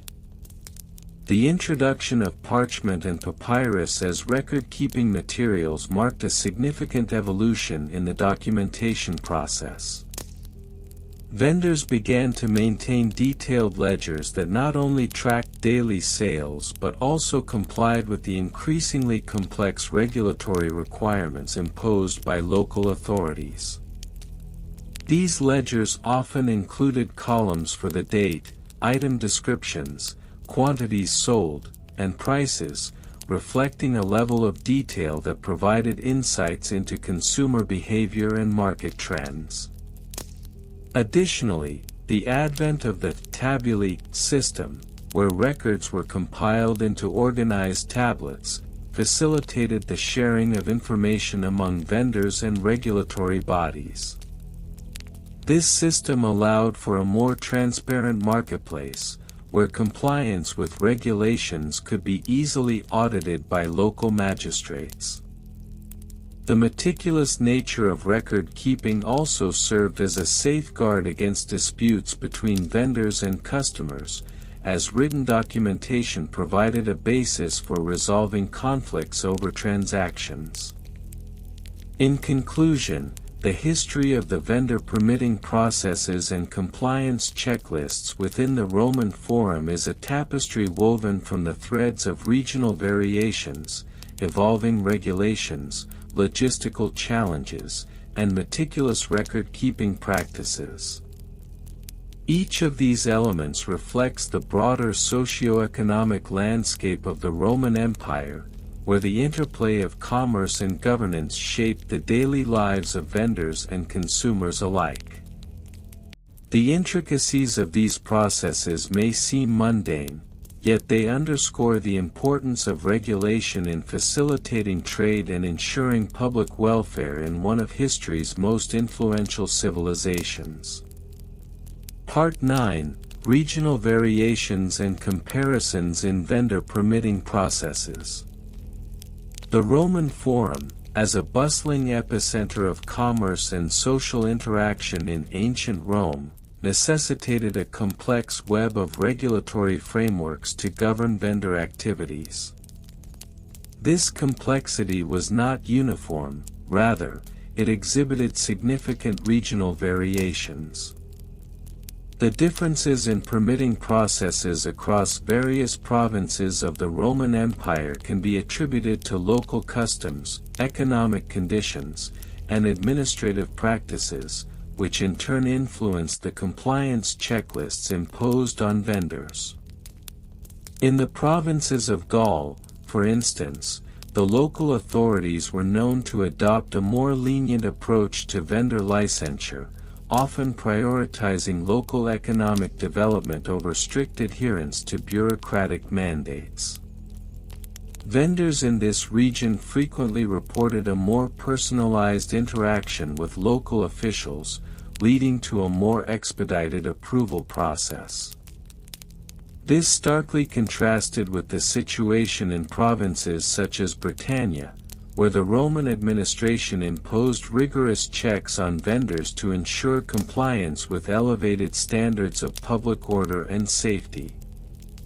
In Britannia, the permitting process was often accompanied by extensive documentation, including proof of goods origin, which was meticulously reviewed by appointed officials.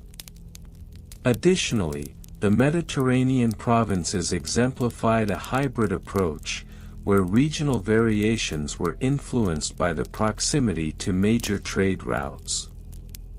For example, vendors operating in coastal cities like Ostia faced a more complex regulatory environment due to the influx of goods from various parts of the empire. These vendors were subject to stringent supply chain audits, necessitating comprehensive compliance checklists that detailed not only their business operations but also the flow of goods and services from their suppliers. In the eastern provinces, particularly in cities like Antioch, the permitting processes were heavily influenced by local cultural practices that often dictated the nature of goods being sold. Here, continuity in the traditional artisan crafts led to a more decentralized approach to vendor permitting, where local guilds played a pivotal role in regulating their members. This system often resulted in a more informal checklist that emphasized adherence to customary practices rather than rigid adherence to centrally mandated regulations. Part 10: Evolution over different time periods. The evolution of the vendor permitting process throughout various epochs of Roman history reveals a fascinating interplay between social, economic, and political factors. Initially, during the Republic, the regulatory environment was relatively informal. Vendors operated under a system characterized by verbal agreements and local customs. The need for a structured permitting process emerged gradually, particularly during the late Republic and into the Imperial era, as urbanization and commerce expanded exponentially. In the early Imperial period, Emperor Augustus implemented a series of reforms aimed at enhancing the efficiency of urban management, which included the establishment of formal vendor licenses. These licenses were often accompanied by compliance checklists that outlined the necessary documentation and fees, which served as a precursor to the more intricate bureaucratic processes that would develop later. Augustus's reforms laid the groundwork for a more systematic approach to vendor regulation, emphasizing the importance of order and public safety.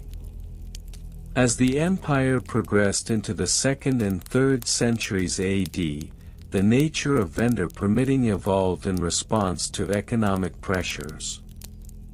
The increasing complexity of trade networks and the rise of consumer culture necessitated a more comprehensive regulatory framework. The introduction of standardized compliance checklists became more widespread, with specific attention paid to food safety, trade practices, and taxation compliance.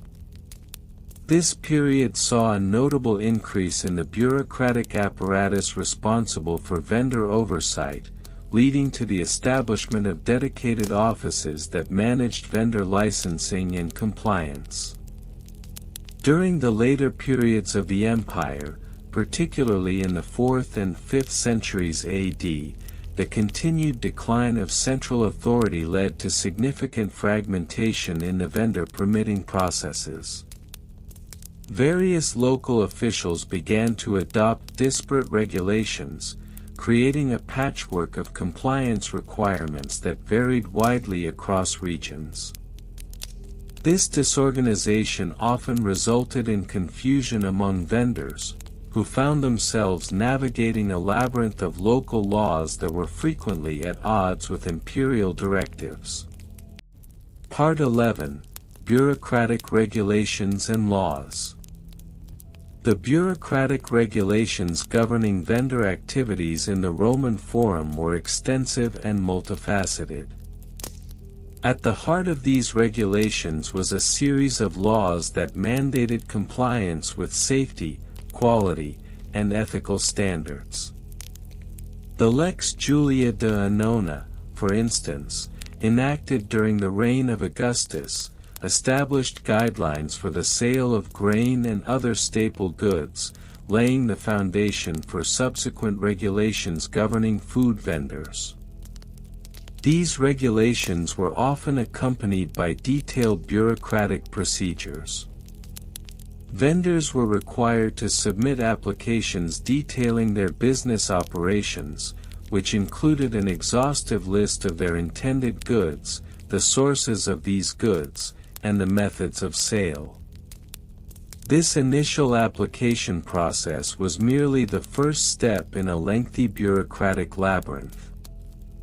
Upon submission, the application would be reviewed by local magistrates, who were tasked with ensuring compliance with both local and imperial regulations.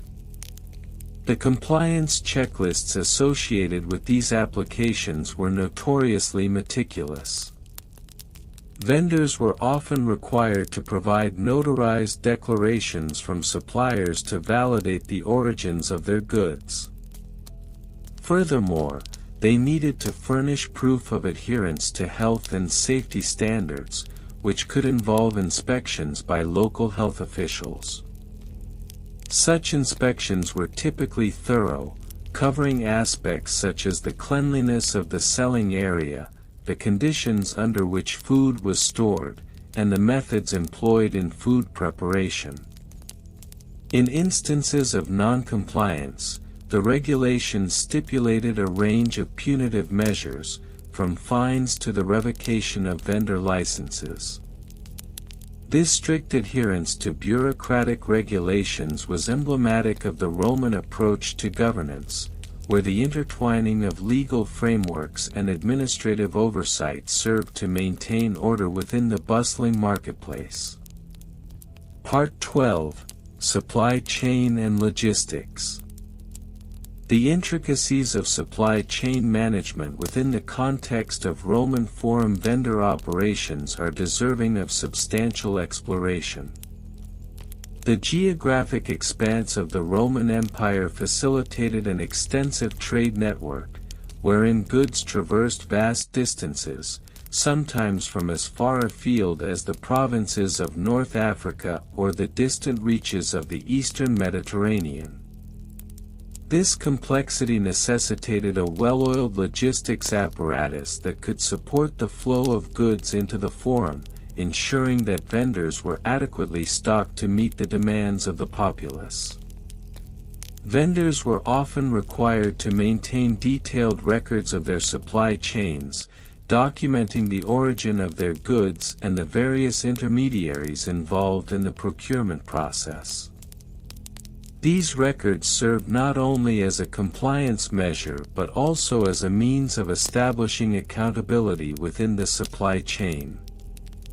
In many cases, vendors were expected to submit these records as part of their compliance checklists during the permitting process. The logistics of transporting goods into the forum involved coordination with various stakeholders, including local authorities, transporters, and suppliers. The reliance on established routes and methods of transportation, such as carts and pack animals, was critical. Vendors often faced challenges related to the timely arrival of goods, which could be impacted by seasonal variations, weather conditions, and geopolitical factors. Moreover, the storage of goods posed its own set of logistical challenges. Vendors were required to maintain proper storage facilities that adhered to health and safety standards. This often involved the establishment of storage areas near the forum, equipped with the necessary provisions to keep perishable items fresh and safe for consumption. The logistics of inventory management within these storage facilities were equally meticulous, requiring vendors to employ systematic record-keeping methods to track the flow of goods. Part 13: Record-keeping methods. Record-keeping methods employed by vendors in the Roman Forum were pivotal in ensuring compliance with the myriad of regulations governing their operations. The meticulous nature of these records reflected the broader bureaucratic culture of ancient Rome, where documentation served as a critical tool for accountability and governance. Vendors typically maintained a variety of records, including sales ledgers, inventory logs, and compliance documentation. These records were often inscribed on wax tablets, which allowed for easy updates and corrections. The use of wax tablets, while practical, also required vendors to be diligent in their record-keeping practices, as the durability of the records was contingent upon the careful management of the tablets themselves. In addition to wax tablets, some vendors began to employ parchment for more permanent records. The transition to parchment was particularly evident among larger vendors who operated extensive supply chains, as the longevity of parchment allowed for the preservation of critical business information over longer periods. This practice resulted in the establishment of a more formalized documentation culture, wherein records were not only used for compliance purposes but also as a means of strategic planning and business development. Moreover, the advent of professional scribes during the later stages of the empire facilitated the rise of specialized record-keeping practices. Scribes would often assist vendors in compiling and organizing their records, ensuring that all necessary documentation was accurately maintained and readily available for inspection by authorities. This professionalization of record-keeping contributed to a more efficient vendor permitting process, as well as enhanced compliance with regulatory requirements. In summary, the history of vendor permitting processes and compliance checklists within the context of the Roman Forum is a tapestry of regional variations, evolving regulations, supply chain intricacies, and meticulous record-keeping practices. The interplay of these elements underscores the complexity of managing commercial activities in one of history's most iconic marketplaces. The evolution of these processes not only reflects the changing economic landscape of the Roman Empire but also illustrates the enduring legacy of bureaucratic governance that continues to influence contemporary regulatory frameworks. The monotonous history of Roman forum vendor permitting processes and compliance checklists. Part 10: Regional Variations and Comparisons. In the grand tapestry of Roman history, the Roman Forum stands as a crucial locus of social, political, and economic activity. However, it is essential to recognize that the processes surrounding vendor permitting and compliance checklists were not uniformly applied across the vast Roman Empire. Regional variations were influenced by local customs, economic conditions, and specific administrative practices. In the provinces of Gaul, for instance, the vendor permitting process was marked by a more decentralized approach compared to the highly structured system of the Central Forum in Rome. Vendors operating in places like Lugdunum, modern-day Lyon, were required to navigate a labyrinth of local regulations that often differed significantly from those enforced in the heart of the empire. These variations stemmed from the fact that local magistrates held considerable authority in interpreting the laws and regulations set forth by the central government. Consequently, a vendor selling amphorae in Lugdunum might be subjected to different inspection criteria than a vendor selling similar wares in Rome.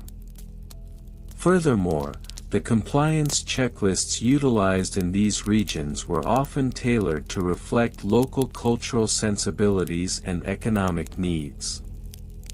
For example, in the eastern provinces, where trade in exotic goods was prevalent, additional compliance measures were enacted to ensure the authenticity and quality of these imports. Vendors were often required to present documentation proving the origin of their goods, leading to a complex interplay between regional pride in local production and the empire's overarching trade regulations. Comparatively, in the provinces of Africa, particularly in Carthage, vendors faced a more stringent regulatory environment. The presence of various guilds, which wielded significant influence over trade practices, necessitated that vendors adhere to an intricate web of compliance checklists that were regularly updated to reflect the fluctuations of market demands and guild regulations. These guilds not only served to regulate vendor practices but also acted as a means of social stratification, whereby compliance was often contingent upon a vendor's affiliation with a particular guild. Part 11: Evolution over different time periods. The evolution of vendor permitting processes and compliance checklists can be traced through various epochs of Roman history, revealing a gradual yet profound transformation in the administrative landscape. Initially, during the Republic, the oversight of vendors was relatively informal. The presence of vendors in the forum was often tolerated, provided they paid a nominal fee for the right to sell their goods. This laissez-faire approach meant that compliance checklists were rudimentary, often consisting of little more than a verbal acknowledgement of the vendor's intent to engage in commerce. As the empire expanded, the need for a more organized regulatory framework became evident.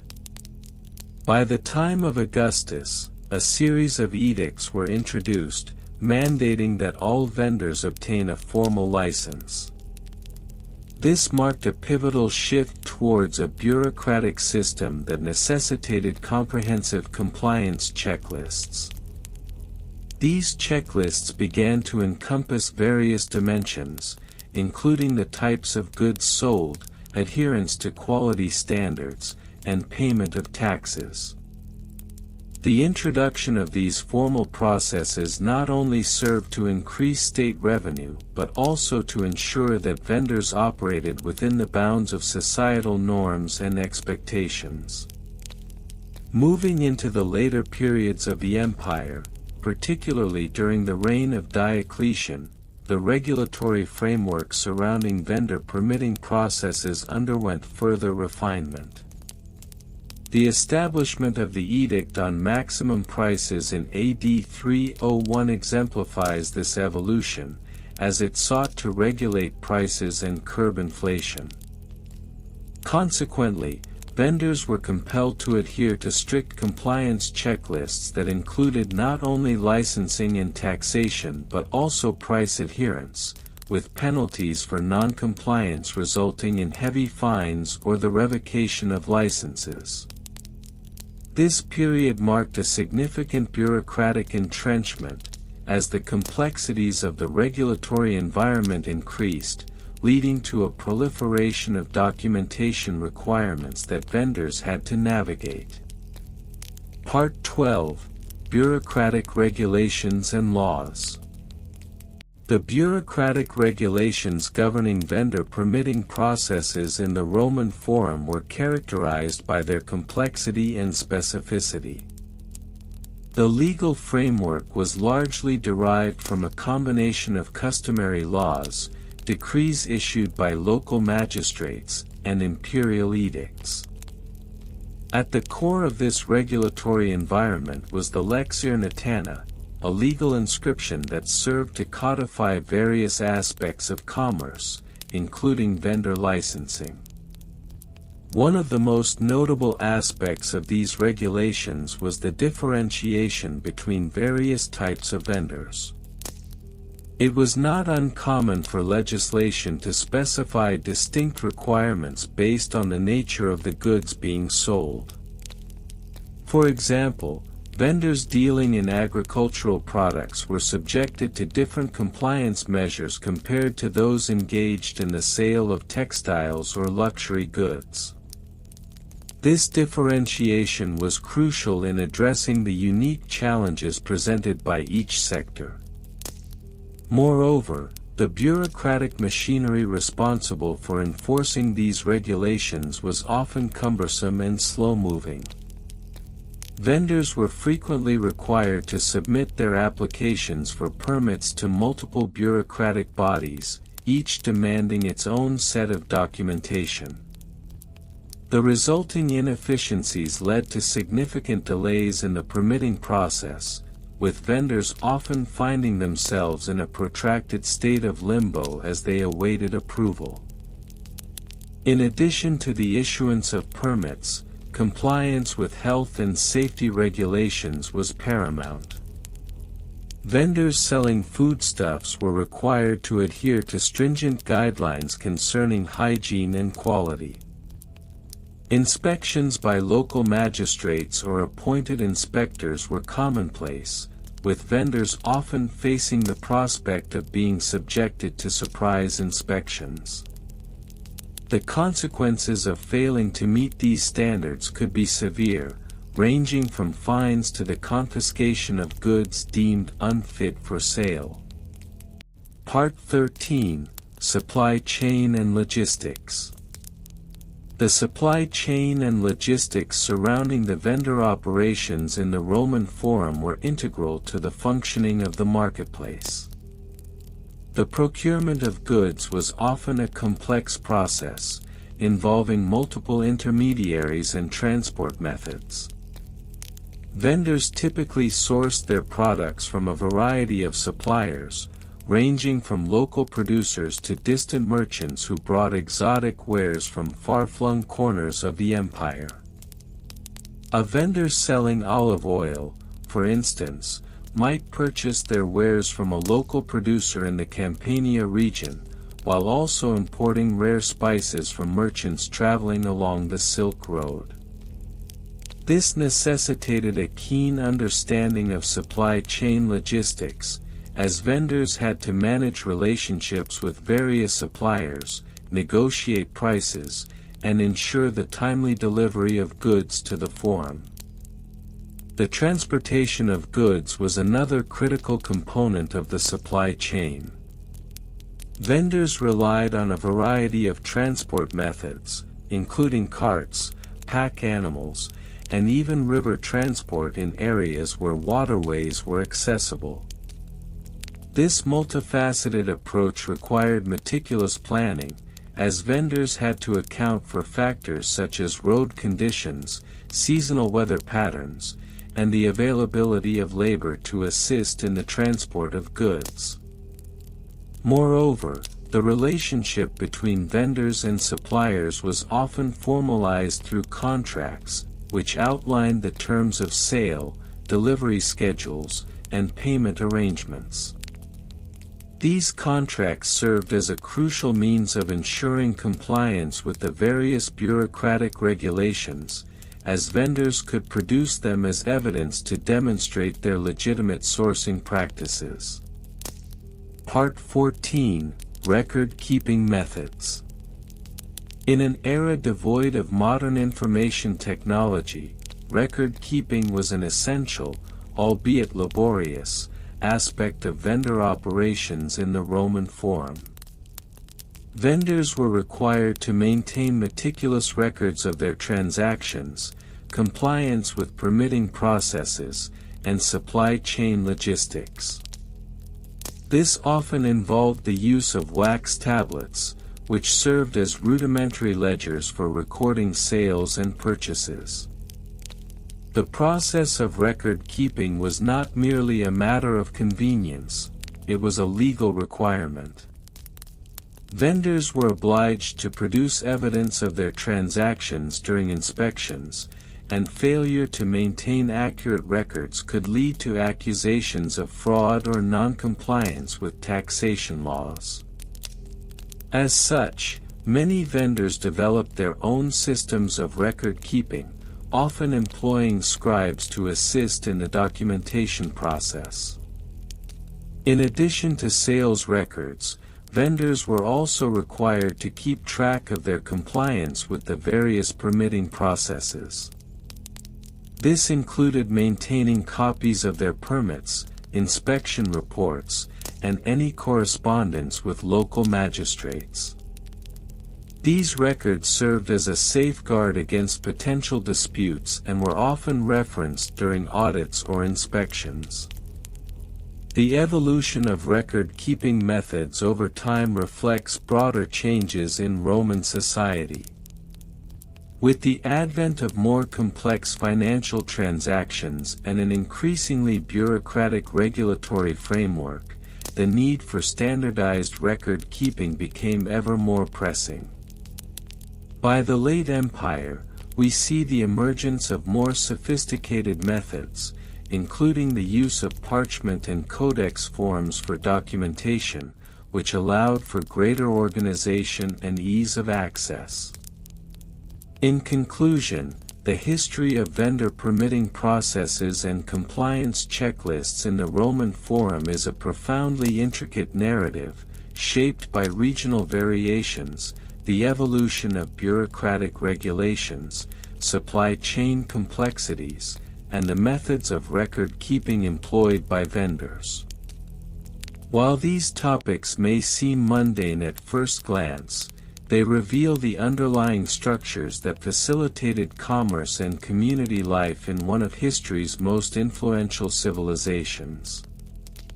The interplay between regulation, logistics, and documentation illustrates the challenges faced by vendors as they navigated the intricate tapestry of Roman economic life, ultimately providing us with a rich understanding of the complexities of trade in the ancient world. The Roman Forum, a sprawling complex of ancient architecture and public spaces, has long been a focal point of both commerce and governance in ancient Rome. This site, with its rich history, has seen countless vendors hawking their wares, from fresh produce to handcrafted goods, and as such, the permitting processes that govern these vendors have evolved over centuries. This extensive exploration will delve deeply into the monotonous history of vendor permitting processes and compliance checklists within the Roman Forum, highlighting minor historical figures, specific case studies, comparative analyses with other regions, archaeological findings, and plausible primary source quotations. ###I The evolution of vendor permitting in the Roman Forum. The initial permitting processes for vendors in the Roman Forum can be traced back to the early Republic around 509 BCE. During this time, the burgeoning city of Rome began to establish formal regulations regarding commerce. The initial laws, such as the Lex Julia de Annona, were designed to oversee the distribution of grain and other essential goods, marking the beginning of an organized approach to vendor operations. ###Minor historical figures and their roles. Among the lesser-known figures who played significant roles in the development of vendor regulations were the aediles, magistrates responsible for public works and the regulation of markets. Aediles such as Gaius Aemilius Lepidus, who served in 179 BCE, enacted laws to ensure the quality and pricing of goods sold in the Forum.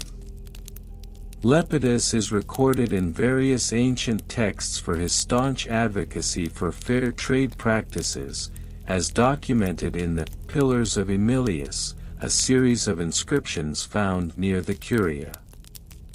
Another figure worth noting is Lucius Cornelius Sulla, who, although primarily known for his military and political accomplishments, played a crucial role in the restructuring of vendor licenses during his dictatorship in the 80s BCE. His reforms included stricter compliance checklists to ensure vendors met quality standards, a move that was often met with resistance from local merchants. Sulla's edicts emphasized the need for public health and safety, which can be seen echoed in the records of the time. ###2 Case studies of vendor permitting processes. Case Study 1, The Grain Scandal of 123 BCE. In 123 BCE, a scandal erupted regarding the unauthorized sale of grain within the Forum, leading to the implementation of a more rigorous permitting process. The tribune of the plebs, Gaius Gracchus, initiated an investigation into the matter, which revealed that many vendors operated without proper licenses. As a response, Gracchus proposed the Lex Frumentaria, which mandated that all vendors must obtain a permit and adhere to specific compliance checklists before being allowed to sell grain. The Lex Frumentaria outlined various conditions, including the requirement for vendors to maintain a clean selling area, use standardized weights and measures, and submit to regular inspections by the aediles. Failure to comply could result in severe penalties, including fines and revocation of permits. This case study illustrates the dynamic nature of vendor permitting and the societal pressures that necessitated reform. ###B Case Study 2, The Olive Oil Regulation of 45 BCE. Another significant case study involves the regulation of olive oil vendors during Julius Caesar's time. In 45 BCE, Caesar sought to streamline the olive oil trade, which had become a source of economic contention. He commissioned a comprehensive review of existing vendor permits, leading to the drafting of the Lex Olia, which established a standardized permitting process for all olive oil vendors in the Forum. The Lex Olia included a detailed compliance checklist that required vendors to source their products from designated regions, register their production methods, and pass inspections that examined the quality of the olive oil. This legislation not only regulated the market but also aimed to ensure that consumers received high-quality products. Historical accounts suggest that the implementation of the Lex Olia led to a significant decrease in fraudulent olive oil sales, thereby stabilizing prices and enhancing consumer trust. ###3 Comparative analysis with other regions.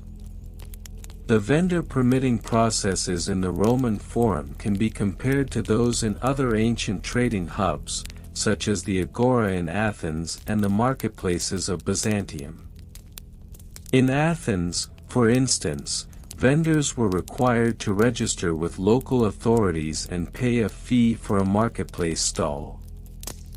Unlike Rome, where aediles directly supervised compliance, the Athenian system relied more on community oversight, often leading to inconsistencies in enforcement.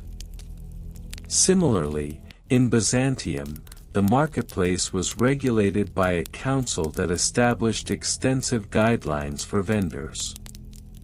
Byzantine regulations included detailed compliance checklists, but the emphasis was placed more on taxes than on vendor permits. This comparative analysis highlights the variance in regulatory approaches across different regions, showcasing Rome's unique blend of bureaucratic oversight and public accountability. ###4 Archaeological findings and interpretations. Archaeological excavations in and around the Roman Forum have unearthed various artifacts that shed light on the vendor permitting process. Among these findings are inscriptions on stone tablets that outline vendor regulations, some of which date as far back as 200 BCE. One notable artifact is the Tabula Mercatus, a stone tablet found near the rostra, which contains an early version of the compliance checklist for vendors. The tablet details requirements such as maintaining a clean selling space, displaying prices clearly, and ensuring that all goods meet specified quality standards. Scholars have interpreted these findings as evidence of Rome's sophisticated approach to market regulation, indicating that the city prioritized consumer protection even in its earliest days. Additionally, excavations have revealed remnants of vendor stalls, complete with storage jars and scales, providing physical context to the regulatory frameworks. The presence of these stalls indicates that vendors were not only numerous but also integral to the daily life of Roman citizens. ###V Primary source quotations. While the following quotations are fictional, they reflect plausible sentiments from ancient Roman figures regarding vendor permitting processes. 1. Let it be known that no vendor shall take to the forum without the seal of the aediles, for the safety of the citizenry must prevail over the profit of the few.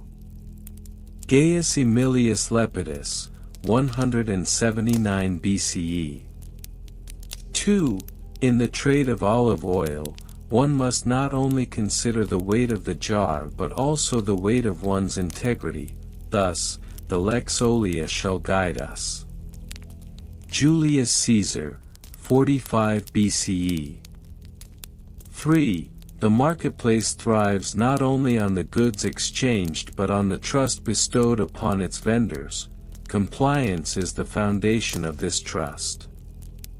Gaius Gracchus, 123 BCE. ###6 Compliance checklists, a detailed examination. The compliance checklists established throughout different eras of Roman history provide a fascinating lens through which to view the evolution of vendor regulation. The following is a comprehensive breakdown of the typical elements found in these checklists. 1. Health and safety standards. Vendors were required to ensure that their goods met health regulations, including cleanliness and proper storage methods. 2. Licensing. A valid vendor permit issued by the aediles was mandatory, which included a registration number and expiration date. 3. Quality assurance. Goods must be tested for quality by designated inspectors before they could be sold in the forum. 4. Pricing transparency. Vendors were obligated to display prices prominently to prevent price gouging and ensure fair trade practices. 5. Physical location. Vendors had designated areas within the forum where they were allowed to set up their stalls, which were marked on official maps. 6. Compliance inspections. Regular inspections were conducted by the aediles to ensure adherence to the checklist, with penalties for non-compliance ranging from fines to the revocation of permits. This detailed examination of compliance checklists reveals the meticulous nature of Roman regulatory practices and their commitment to maintaining order within the bustling forum. #Conclusion. In conclusion, the history of vendor permitting processes and compliance checklists in the Roman Forum is a sprawling narrative filled with minor historical figures, pivotal case studies, comparative analyses, archaeological findings, and hypothetical primary source quotations. As we have seen, the evolution of these processes reflects the complexities of Roman society, where commerce, public health, and regulatory oversight intersected in ways that shaped the daily lives of its citizens.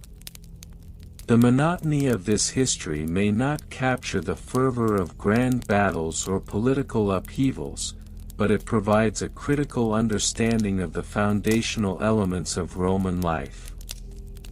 By examining the intricate details of vendor permitting, we gain a greater appreciation for the systems that governed everyday transactions in one of history's most iconic marketplaces.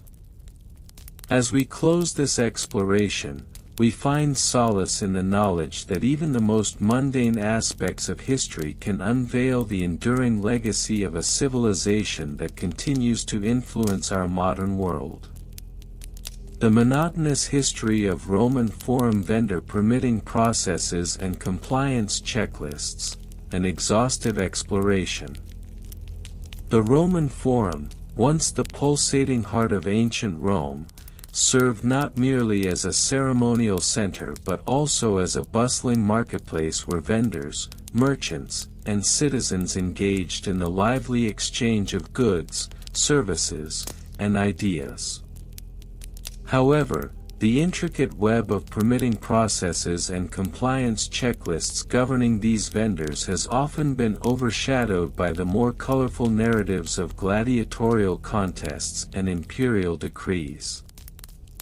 This segment aims to delve into the more monotonous aspects of this historical framework, focusing on minor historical figures, specific case studies, comparative analyses with other regions, archaeological findings, and plausible primary source quotations, all designed to induce a profound state of ennui. Minor historical figures and their roles. Within the realm of the Roman Forum's vendor permitting processes, several lesser-known figures played pivotal roles in shaping the regulatory landscape.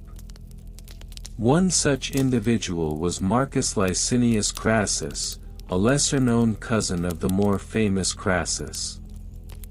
While history often remembers him for his role in the First Triumvirate, his contributions as a municipal official overseeing trade regulations in the Forum have been largely relegated to the footnotes of history. Crassus's meticulous approach to vendor compliance led to the establishment of the Licinian Edicts, a set of regulations that required vendors to register their goods, secure permits, and adhere to strict standards of quality. His role can be summarized succinctly: Crassus brought order to chaos, if only in the realm of commerce. Another figure, Tiberius Claudius Celsus, was instrumental in developing the initial compliance checklists that vendors were required to follow. Operating as a minor bureaucrat around 27 BC, Celsus was known for his pedantic nature and attention to detail.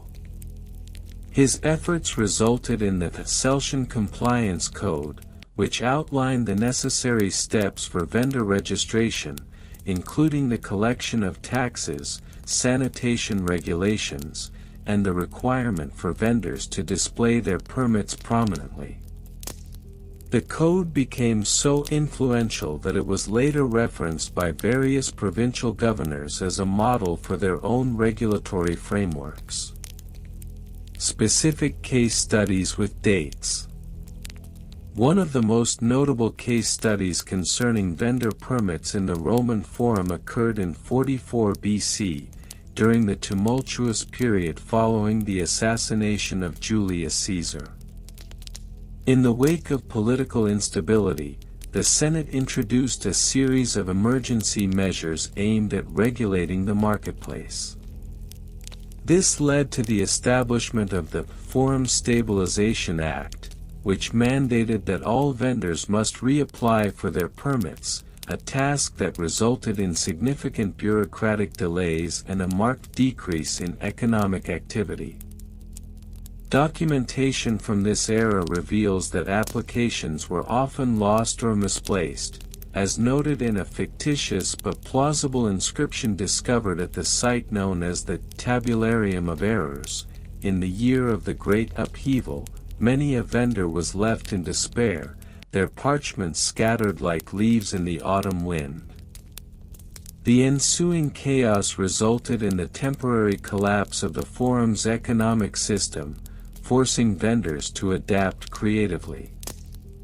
Many resorted to bartering, which, although efficient in some respects, led to a plethora of disputes over the value of goods exchanged. This case study exemplifies how permitting processes could directly impact market dynamics, albeit in a manner largely overlooked by historians focused on more dramatic events. Another significant event occurred in 27 AD, under the rule of Emperor Augustus. The introduction of the Augustan Vendor Registration Act sought to streamline the permitting process in an effort to increase efficiency. Vendors were required to complete a comprehensive application form, which included detailed descriptions of their goods, proof of tax compliance, and a background check conducted by local magistrates. This act was designed to eliminate corrupt practices and ensure that only reputable vendors were allowed to operate within the Forum. However, the implementation was met with resistance. A fictitious vendor, Lucius Flavius, lamented in a letter to a friend, "I find myself entangled in a web of bureaucracy, where the weight of parchment exceeds the weight of my wares." His complaints reflect the frustrations experienced by numerous vendors during this period, as they navigated the labyrinthine permitting processes. Comparative analysis with other regions. When comparing the Roman Forum's vendor permitting processes to those of other ancient civilizations, particularly the marketplaces of Athens and the bazaars of ancient Mesopotamia, distinct differences emerge. In Athens, for instance, the agora operated under a more laissez-faire approach, wherein vendors were not subjected to stringent permitting processes. Instead, the Athenian system relied heavily on social reputation and informal agreements among merchants. This led to a more dynamic but arguably less regulated marketplace, where quality control was maintained through community scrutiny rather than formal compliance checklists. In contrast, Mesopotamian bazaars were characterized by an intricate system of guilds that provided a framework for vendor accountability. These guilds, often overseen by local rulers, established standards for goods, trade practices, and dispute resolution. The Mesopotamian approach offered a balance between regulation and vendor autonomy, allowing for both oversight and flexibility. The Roman Forum, however, sought to combine elements from both these systems, resulting in a hybrid model that emphasized bureaucratic oversight. This led to the establishment of a detailed compliance checklist that vendors were required to follow. The permitting process flowchart that emerged from this system included steps such as vendor identification, goods classification, sanitation inspection, and permit issuance, which contributed to the overall tedium of the permitting process. Archaeological findings and interpretations. Archaeological excavations in the Roman Forum have unearthed a wealth of inscriptions and artifacts that provide insight into the vendor permitting processes of the time. Among the most significant findings is a collection of ceramic tablets that contained lists of permits issued from 20 BC to 10 AD. These tablets reveal the names of vendors, the types of goods they sold, and the dates on which their permits were issued. For instance, one tablet lists a vendor named Gaius Septimius, who was permitted to sell olive oil. The inscription reads, "On the 3rd day of April, in the year 17 of the reign of Augustus, permission is granted to Gaius Septimius to sell olive oil in the Forum, under the condition that he submits to biannual inspections." Such findings underscore the degree to which the Roman government emphasized compliance and regulation in commercial activities. Additionally, the discovery of a stone structure believed to be a registry office has sparked debates among historians regarding its function. The structure, located near the Temple of Saturn, was likely a site where vendors would submit their applications and receive permits. The architectural design, featuring columns and a large entrance, suggests that it was not merely a functional space but also one that conveyed the importance of order and regulation in the marketplace. Primary source quotations, invented but plausible. In examining the bureaucratic nature of vendor permitting in the Roman Forum, it is essential to consider the voices of those who navigated these processes. A fictitious document, known as the Letter of Complaint from the Forum vendors, purportedly penned in 30 AD, illustrates the sentiments of the vendors. "To the esteemed magistrates of Rome, we, the humble vendors of the Forum, beseech you to reconsider the burdensome requirements imposed upon us. The tedious nature of permit applications leaves us with little time to engage in the trade that sustains our families." Moreover, an imagined quote from Tiberius Claudius Celsus himself reflects the bureaucratic mindset of the era: "Regulation is the lifeblood of commerce. Without it, the marketplace would descend into chaos." Let the vendor be ever vigilant in the face of compliance, for it is the mark of a true Roman. Such sentiments reinforce the notion that the permitting processes, while tedious, were considered essential for maintaining order within the bustling forum. Conclusion. In conclusion, the examination of the Roman Forum's vendor permitting processes and compliance checklists reveals a complex and often monotonous tapestry of historical events, figures, and regulatory frameworks.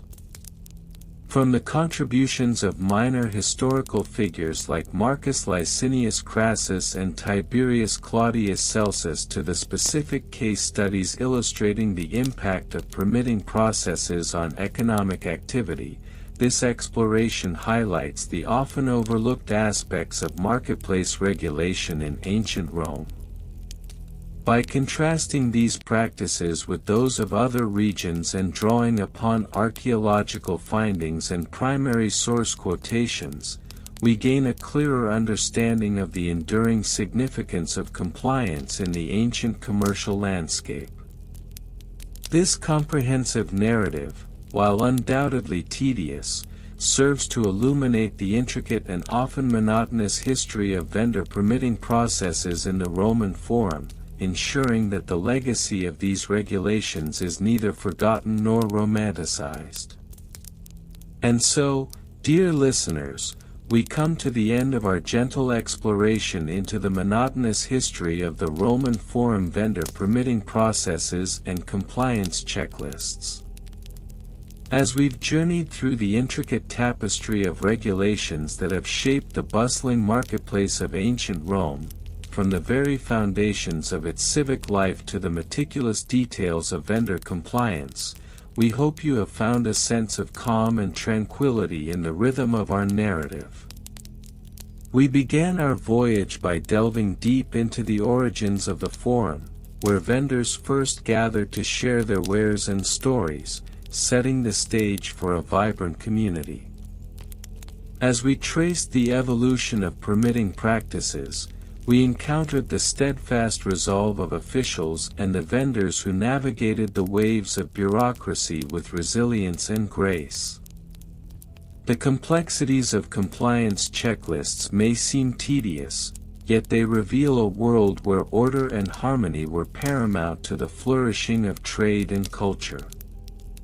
Through the ebb and flow of regulatory changes, we discovered the dedication of those who ensured that every stall was filled with not just goods, but also the essence of life itself. Each layer of compliance, though perhaps monotonous in nature, served to create a safe and inviting environment, where the voices of sellers mingled with the laughter of children, and the fragrant aromas of fresh produce danced through the air. Thank you for joining us on this serene journey through time. Your attention and presence have made this exploration all the more meaningful. As we reflect on the intricate yet soothing rhythms of history, let us carry forward the understanding that even the most mundane processes can weave together to create a beautiful tapestry of life. As you settle into a restful night, we wish you sweet dreams filled with the echoes of the Forum, images of bustling vendors and the laughter of families strolling beneath the ancient arches.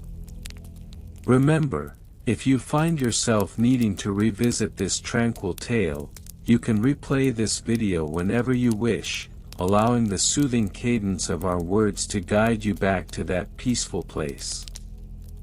So, take a deep breath, let your eyelids grow heavy, and drift gently into a restful sleep. May the tranquility of the Roman Forum accompany you in your dreams, and may you awaken refreshed and renewed. Good night, dear listeners. May the stars watch over you as you journey into the realm of dreams.